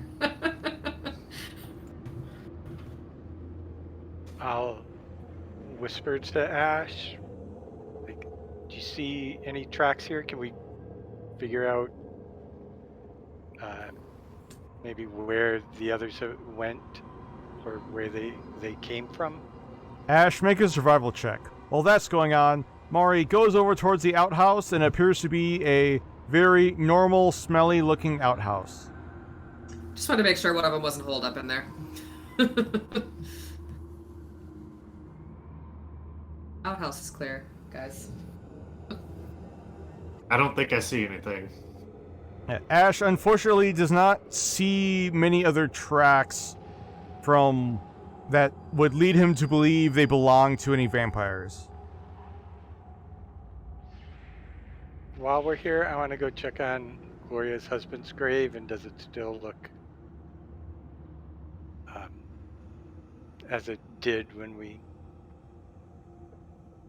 put him to rest the other day? Taking the time, Michelmas heads into the cemetery and walking over towards the grave appears to be undisturbed. Okay. I'll put an extra... Oh, we didn't get any garlic or anything. But I'll put an extra blessing on his grave. Trying. By now, I'd say it's around 9 o'clock, so you would probably have time to find some garlic if you'd like. I don't know, do we just...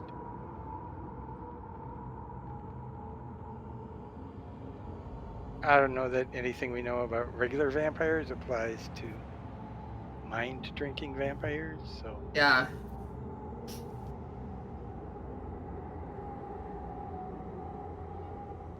What's so complicated? You stab them through the heart. Do we have things to stab them through the heart? I'll look around the cemetery and like any trees that might have died and still have... I'll show him one of my javelins. There we go. Michelmas, make an investigation check.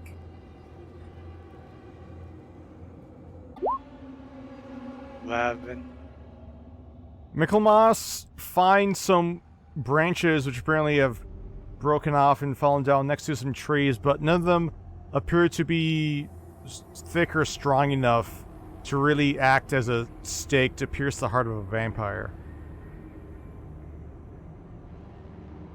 Okay, we've got javelins. That'll work. Would an unbreakable arrow work? I have a couple daggers. Oh, yeah. We should have enough. Yeah. Ori has a rapier.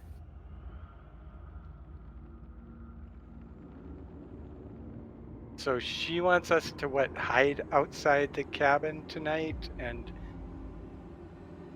they let them come and then ambush them as they come? That's our plan? I think so. Yeah. She says they'll come back for her here. You can use me as bait. I don't mind.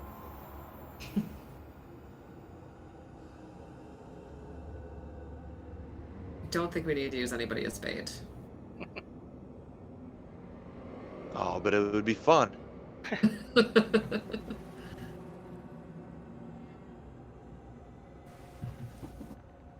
Look at me. Imagine how much blood I have in my body.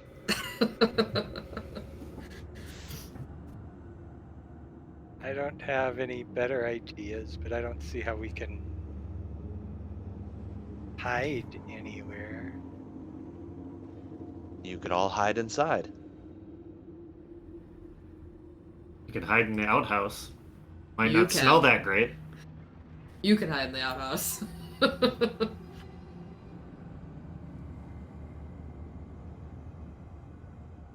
Well, we have all day to think about it. As the party does have all day to think about it, are there any other preparations you want to do before we head to tonight? I assume we can get a short rest in? Oh yeah, do you need healing? Yeah, I could use some. I did Yes, take everyone little at bit. some I point mean- will be able to get in a short rest. And that's all I need anyway, so I'm good. Okay. I have another idea. Let's hear it. We could use the dog as bait. Dash will give a very confused, "Arr?" like slightly head tilted look over towards Corvus, not really understanding what's going on. If we're using anyone as bait, I prefer it to be the vampire.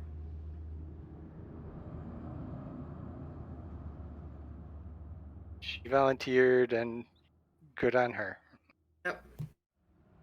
I don't know that I trust vampires. Even those that are hunting other vampires.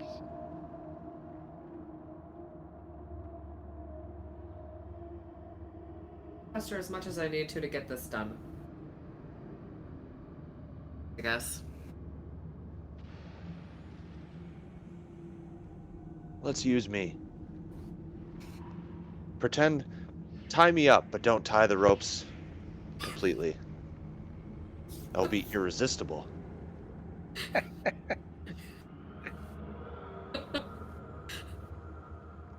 Or if you want, you can tie the ropes tightly and I'll just break them.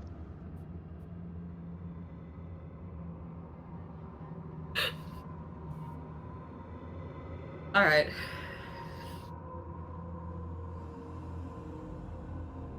I feel like you're not gonna let us get away with not doing this plan, are you, Corvus? It is a good plan. All right, I fake tie him up. Where would you like this to happen around Den Goes Home? Yeah, where do you think?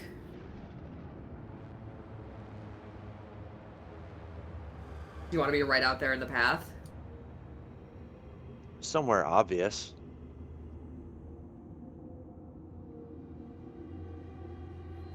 Why not right in front of the front door? They're coming here anyway. All right.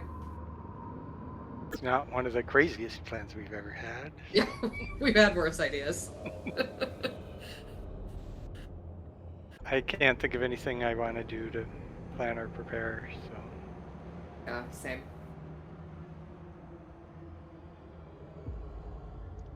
I'm not worried. They won't kill me. And even if they do, I'll just walk it off. All right, should the rest of us hide in I don't like the idea of all of us being in the house, though. I'll hide outside. Like on the roof? Maybe? I can just go like, not in the outhouse, but I can kind of pin myself down around it. How high is the roof? Like, how tall is the house? From the outside, the roof is about 9 feet up. I mean, do we think we want somebody, like, up high? Will it hold somebody? The roof looks like it will hold at least one person. Maybe not Corvus and someone else. But it was 2 people, not Corvus, and it should be able to hold 2 people. Why don't we I'll climb on the roof. Why don't we put Ori and Mickey on the roof? Mari can be in the house, and Ash can come out of the toilet. Corvus, you're on fire as far as good plans today.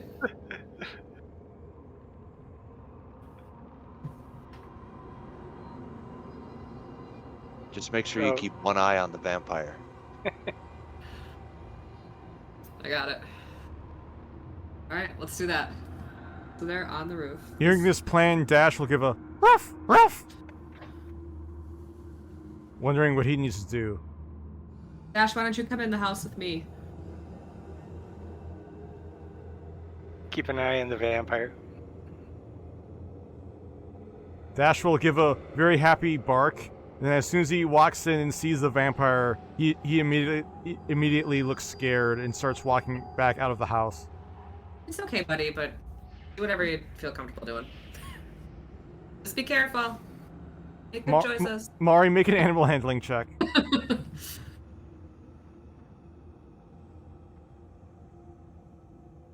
par for the course. Yeah, Dash definitely does not want to be in the house of the vampire. And will eventually walk back over towards Ash. Okay. I'm just gonna cast Speak with Animals as my primal awareness, and I'll just tell Ash, it's very important that you go inside the house. It's safer in there than out here. There are creatures coming that could hurt you out here. But Mari's inside, she can protect you. But the other girl, she's really scary. She won't hurt you. I promise. And if she tries to, Mari will take care of it. You sure? Yep. Okay, at which point, Dash will smother you with a bunch of licks and kisses, Ash, before he very slowly and still hesitantly walks back into the home, and then he'll immediately try to curl up in the fireplace as far away from the vampire as possible. Give him a nice little pat on his head. After everyone gets into their positions, everyone waits for nightfall, and with the night comes a thick fog. With the fog coming in, I'm gonna yell out, I hope nobody finds me, for I am defenseless and so full of blood. I am defenseless and so full of blood. That's a wonderful line. I think that's I am Corvus? a pentameter worthy of Shakespeare. Corvus, make a deception check. Please crit. Yes. That's pretty good. As the Crown Gall is keeping an eye out, looking around for any vampires who might come about, let's have everyone make a perception check.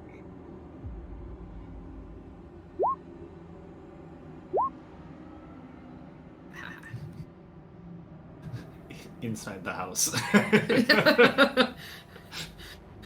I'm very perceptive. Be looking out the window. I feel like it would make sense to be looking out the window. He said everyone. Yeah, I could poke my head out the door. Mari has the door cracked open just enough for her to take a peek outside. And though everyone is keeping an eye out, it is only Michelmas and Mari who see, camouflaging themselves within the fog, 4 spheres of white gas, which appear to be slowly moving towards the cabin. 2 of them break off and move towards Ash, while the other 2 hover around Corvus. As Michelmas and Mari begin to react, the 4 gaseous spheres all suddenly turn into vampires. So, Ike! everyone needs to roll for initiative.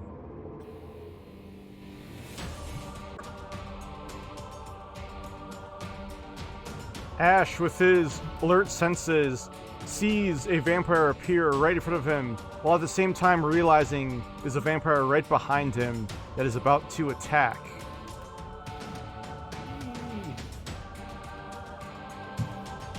And Ash, I need you to make an intelligence saving throw. Okay.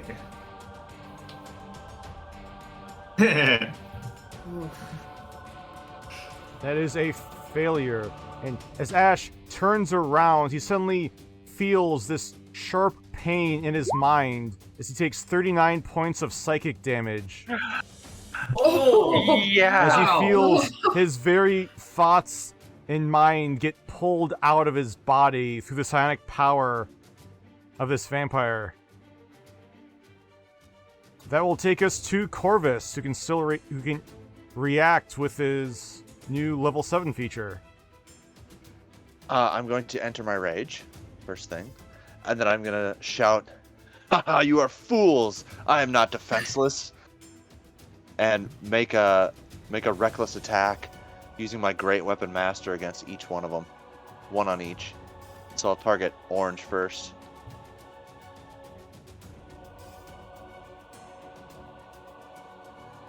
Ooh, 13. Oof. 13 will unfortunately miss. Then I'll do the same thing against blue. 18? 18 will hit. So, whoops, forgot to add my rage damage. So 19 slashing and 5 radiant. And that's all I can do on my turn. Just hit the blue one, I guess. While Corvus whiffs on his first attack, he swings around with his momentum and is able to hit the second vampire. But unfortunately for Ash, the vampire in front of him is also going to reach a hand out towards Ash, and Ash needs to make another intelligence saving throw. Come on, buddy. Oh.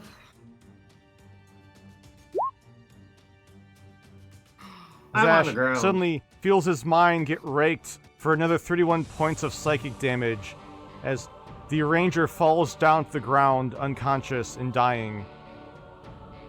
That will take us to Michelmas. So I will drop from the roof. Do I have to do anything? How high is that? It's about 9 feet up. I'd say you'd be able to drop down okay. Okay. Then I'm going to run 5, 10, 15, 20, 25. Is that close enough? 30, 20.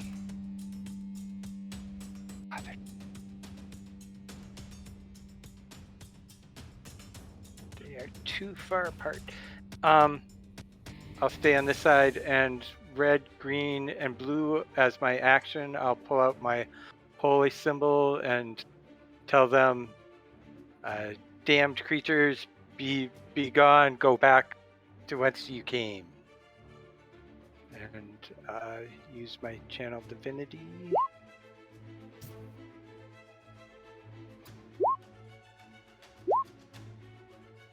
So even though Michelmas is only able to affect 3 of the 4 vampires, the 3 who are within range of his channel divinity see the bright, shining light from Michelmas' holy symbol, and all 3 of them look scared and look like they're about to turn and run.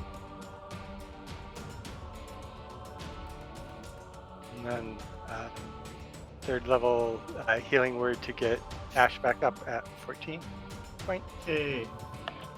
Ash suddenly opens his eyes and sees the 2 vampires hovering above him look like they're about to run.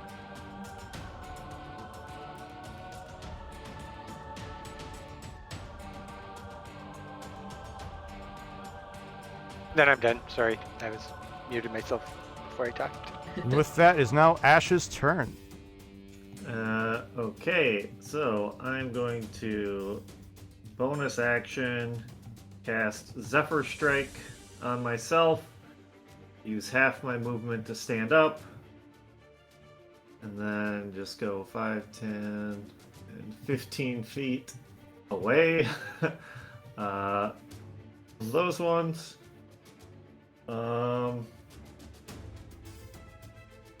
And can't do anything else. I don't want to, like, if I do. So would I get the sense that they were going to run? Yes, you would. Okay, so I'm not going to attack them. You could attack the one that didn't get turned undead. Would I even have a good shot at that? With Mickey, Corvus, and another vampire in the way? From that location, no, you would not have a good shot. Yeah. I mean, like, I know I can ignore 3/4 cover, but that's more like total cover. Yeah.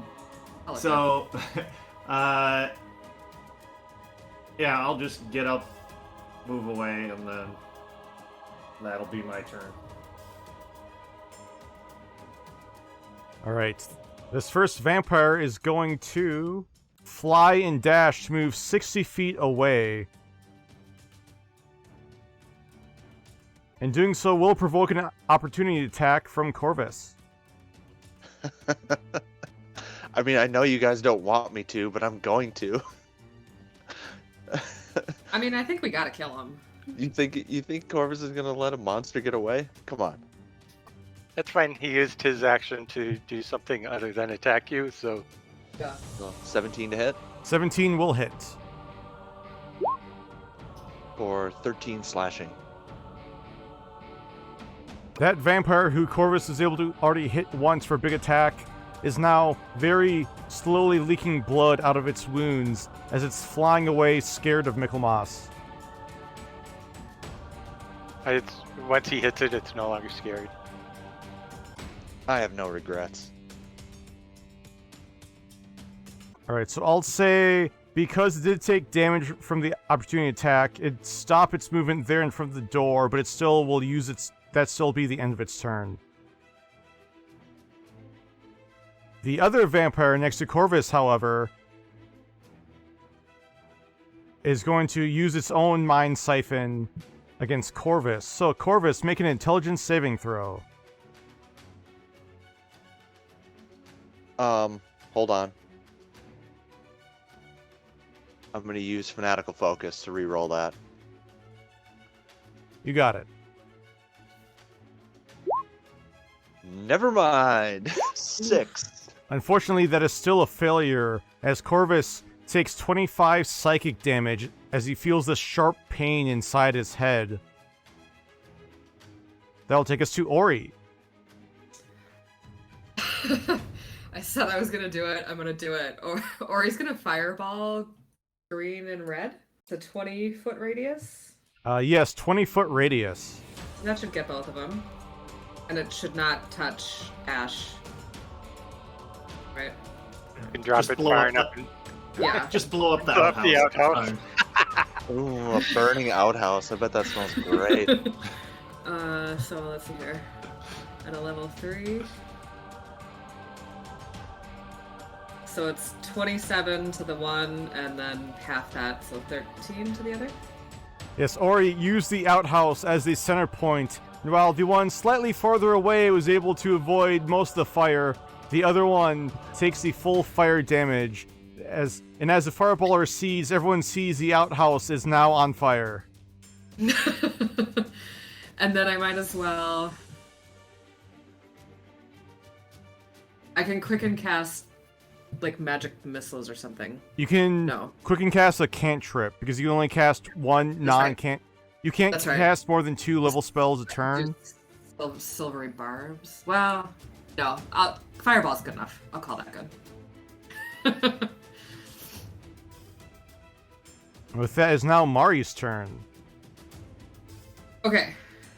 So, Mari would like to cast Moonbeam.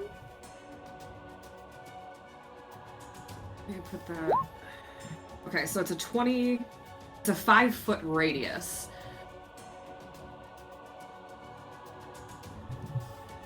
So if I did it on, like, blue is the one that it's been hit pretty well, and orange has not been hit too well. Okay, I'll let you move the token to wherever you'd want to move it to. Oh, it's that big? So I could hit both of them? Yeah, it's 5-foot radius, so 10-foot diameter. Yeah. We're gonna cast it right there. First, the party suddenly sees a giant cylinder of bright moonlit light cover and surround the 2 vampires closest to Corvus. So just don't step in there. So it's a con saving throw. So it says when a creature enters the spell's area for the first time on a turn or starts its turn there. So I'm thinking because they didn't enter, they don't make the save now, but at the start of the turns they will. Yep, good one. And then as my bonus action, I'm just gonna Misty Step out of there. You can't cast 2 leveled spells in a single turn. Spells. Yeah, okay, yeah, that's good.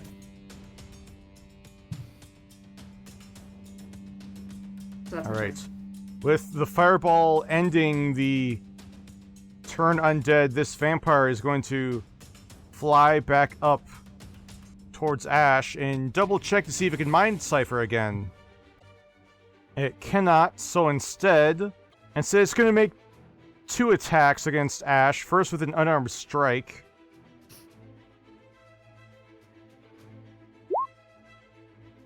Miss. Which will miss, and so with its second attack is going to make a second unarmed strike, which will also miss. As it reaches forward, Ash is able to duck out of the way and avoid being grabbed by the vampire. That will take us to Corvus. I'm going to make a reckless attack with Great Weapon Master on blue. Hopefully that does a little damage for him. Get him. 22 Yep, that hits. or 18 slashing and 8 radiant. And if he's still up, I'll hit him again. He is still up. Ooh, 12. 12 unfortunately misses. Then I'll use my bonus action to do the same thing with the other end of the glaive. That one will hit. For another 20 bludgeoning. Wow. As Corvus takes a whack at that vampire, it falls down on the ground unconscious. Nice. Nice. Way to get the runner. That's turned into Corvus? Yes, that's it for me. Alright, the next vampire is going to fly up right in front of Michelmas and make an unarmed strike. Actually, first, it's going to double check on its Mind Siphon. Oh no. It does not have, so instead it will make an unarmed strike against Michelmas. That will hit for 9 points of bludgeoning damage, as Michelmas is now grappled within the grasp of this vampire. And so, with its second attack, it is going to make a butt attack against you, Michelmas.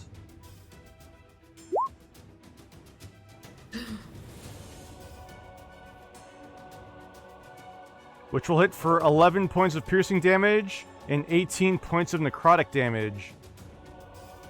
And your hit point maximum is reduced by 18 points as you feel your life and blood being drained out of your body and sucked out by this vampire. So wait, I think I'm down. So 9 and 11 is 20 and 18 more. Yeah. Down. Michelmas is unconscious on the ground. Did he now need to make a death saving throw? Go on 20.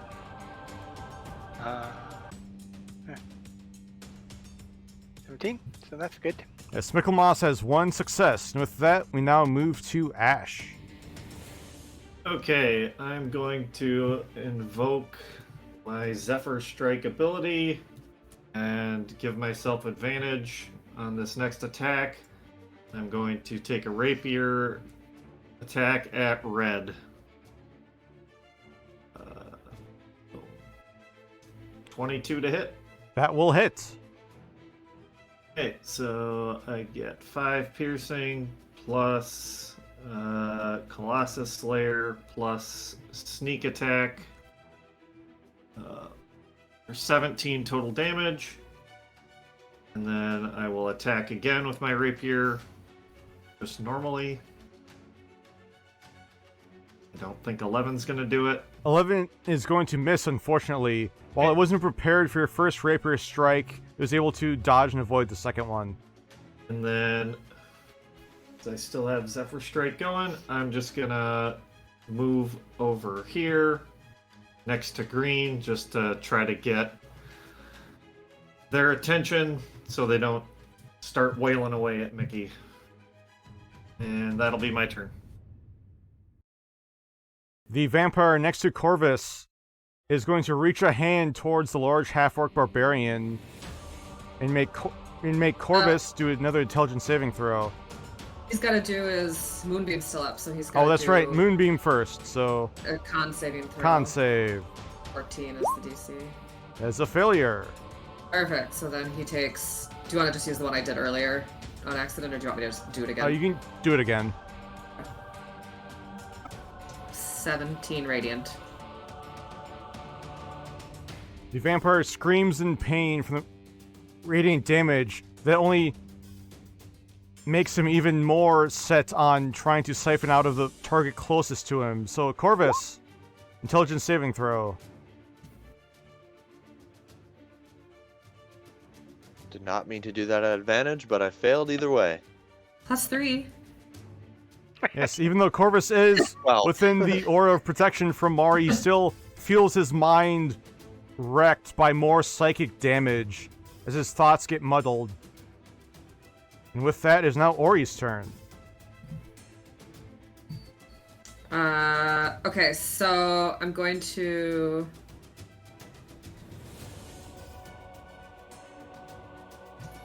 Magic Missile.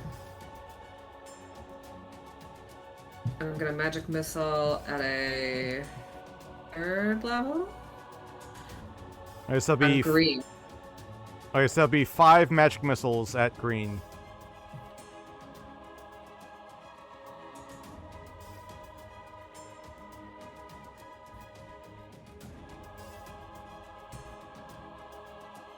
$20 total? Right? It's 18. Oh, 18, sorry. Not Ori bad shoots at the all. magic missiles straight towards the vampire closest to Mickey. While it's still up, it still looks bloodied at this point.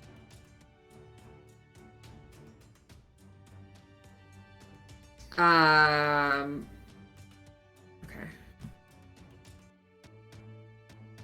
Sorry, this is a lot more spells than I'm used to looking at.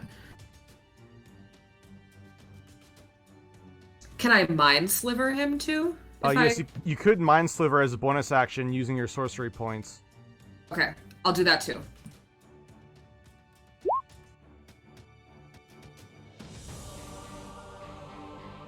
That's 2 sorcery points. And that is a failure. It lost its concentration on what it's doing and fails the save against the Mind Sliver.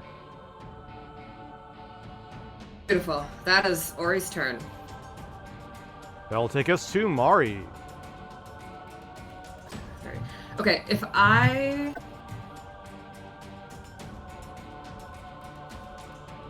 gonna Misty Step. We said earlier I could see out the door, so I can still see out the door. I can move here, and then I can see out the door. 25. So I'm gonna Misty Step here.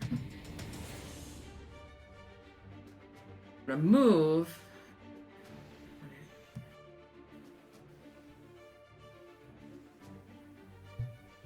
Here. And attack red. Alright, so the first attack missed. Second one, 22 to hit. That one will hit. Alright, so I'm gonna Divine Smite him. And it is an undead. Don't think I have 2nd level spell left because I have 1 left. 1 2nd level spell slot left, so we'll use that. It is undead. So another 17 radiant.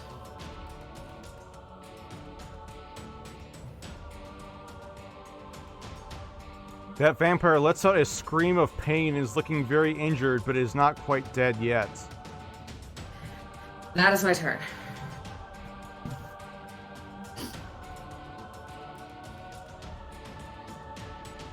The vampire who is just hit by Mari, even though he's very badly injured, he gives a grin of delight towards the half-elf paladin, and Mari needs to make an intelligence saving throw.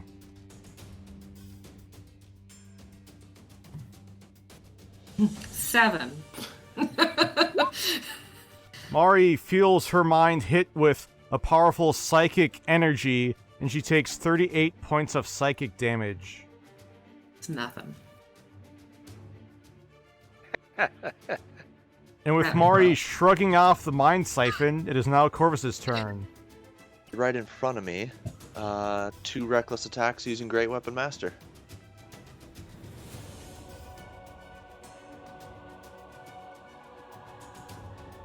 And I'm guessing 10 will not do the job. 10 will miss, unfortunately. How about 21? 21 will hit. Or 20 slashing and 4 radiant. And then I'll use my bonus action to swing around the other end of the glaive. 17? 17 will also hit.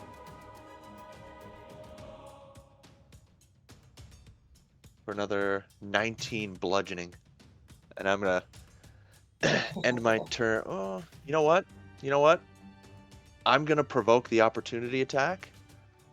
And I'm gonna move here. The vampire will make a desperate swipe with one of its hands towards you. And miss as Corvus just feels the tip of its claws touch your back, but it's not able to deal any damage. Shouldn't it be at advantage because I did reckless attack on him? Oh, that is correct, yes. And even with the reckless attacks from Corvus, is still unable to hit the Raging Barbarian. And I will end my turn here. The vampire does not have its mind siphon up yet, but looking down at the unconscious Michelmas, it's going to first make a butt attack down against you, Michelmas.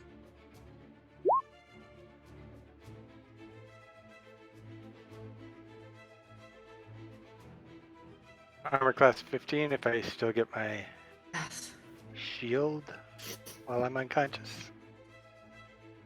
That's a good question, which I don't actually know, but for the sake of time, let's just say Michelmas' shield landed just right as he fell down to the ground, so the Mindraker is unable to hit you and drain more of your blood. In its anger, it's going to swipe again at you. That will hit as Michelmas loses 2 death saving throws from that second attack because it is an auto crit. Can Ori cast Silvery Barbs? Yes, she can. For that? So I magically distract him. He has to re-roll and use the lower roll. This feels like a good time for that.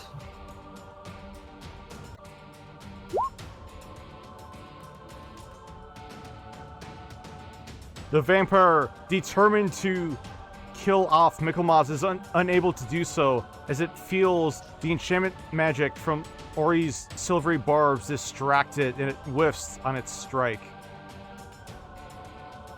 So And then- no failed death saves then? No failed death saves. Oh. I'm gonna give Thank Ash. you, Mari. Thank Ori. I'm gonna give Ash advantage on the next attack roll, ability check, or saving throw within 1 minute. Nice. Okay, and with that is now Michelmas' turn. Michelmas, make another death save. Oh, I should have given it to. He's fine. Okay. That is your second success. With that is now Ash's turn. Alright. Seeing this vampire go after Mickey, I'm not liking that.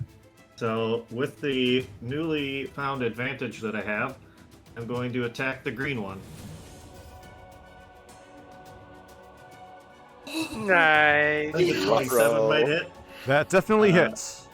So then I'll get Colossus Slayer on him.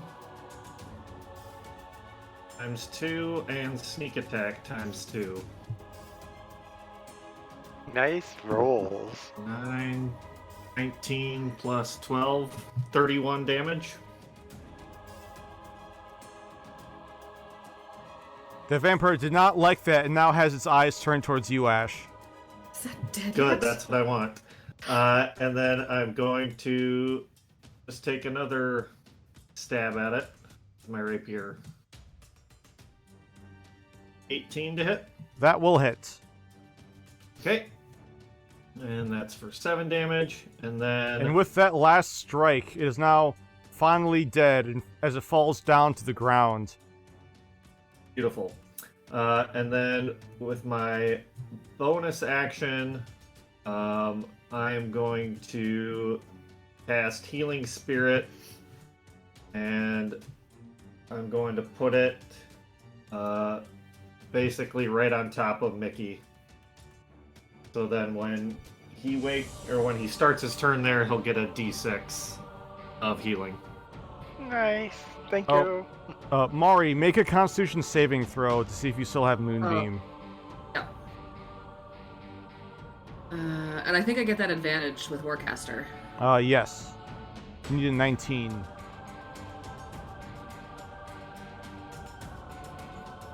Sorry, what is it? You did a 19 because you took 38 damage. For a con saving throw? Yes.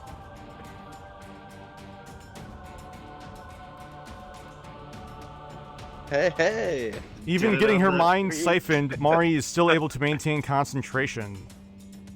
Was there anything else besides where are you gonna put your healing spirit, Ash? I'm putting it right on top of Mickey. So then when his turn starts, he'll automatically get a d6 of healing. And with that, this vampire is still in the Moonbeam.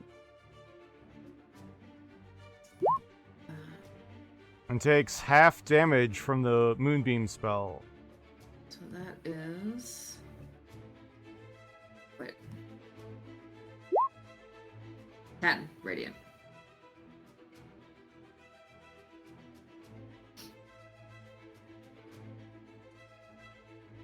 And even though it succeeded on the saving throw, as it flies out of the Moonbeam, it suddenly falls down on the ground dead. And that will take us to Ori. Ori is going to magic missile at a 2nd level. That's the one that's left.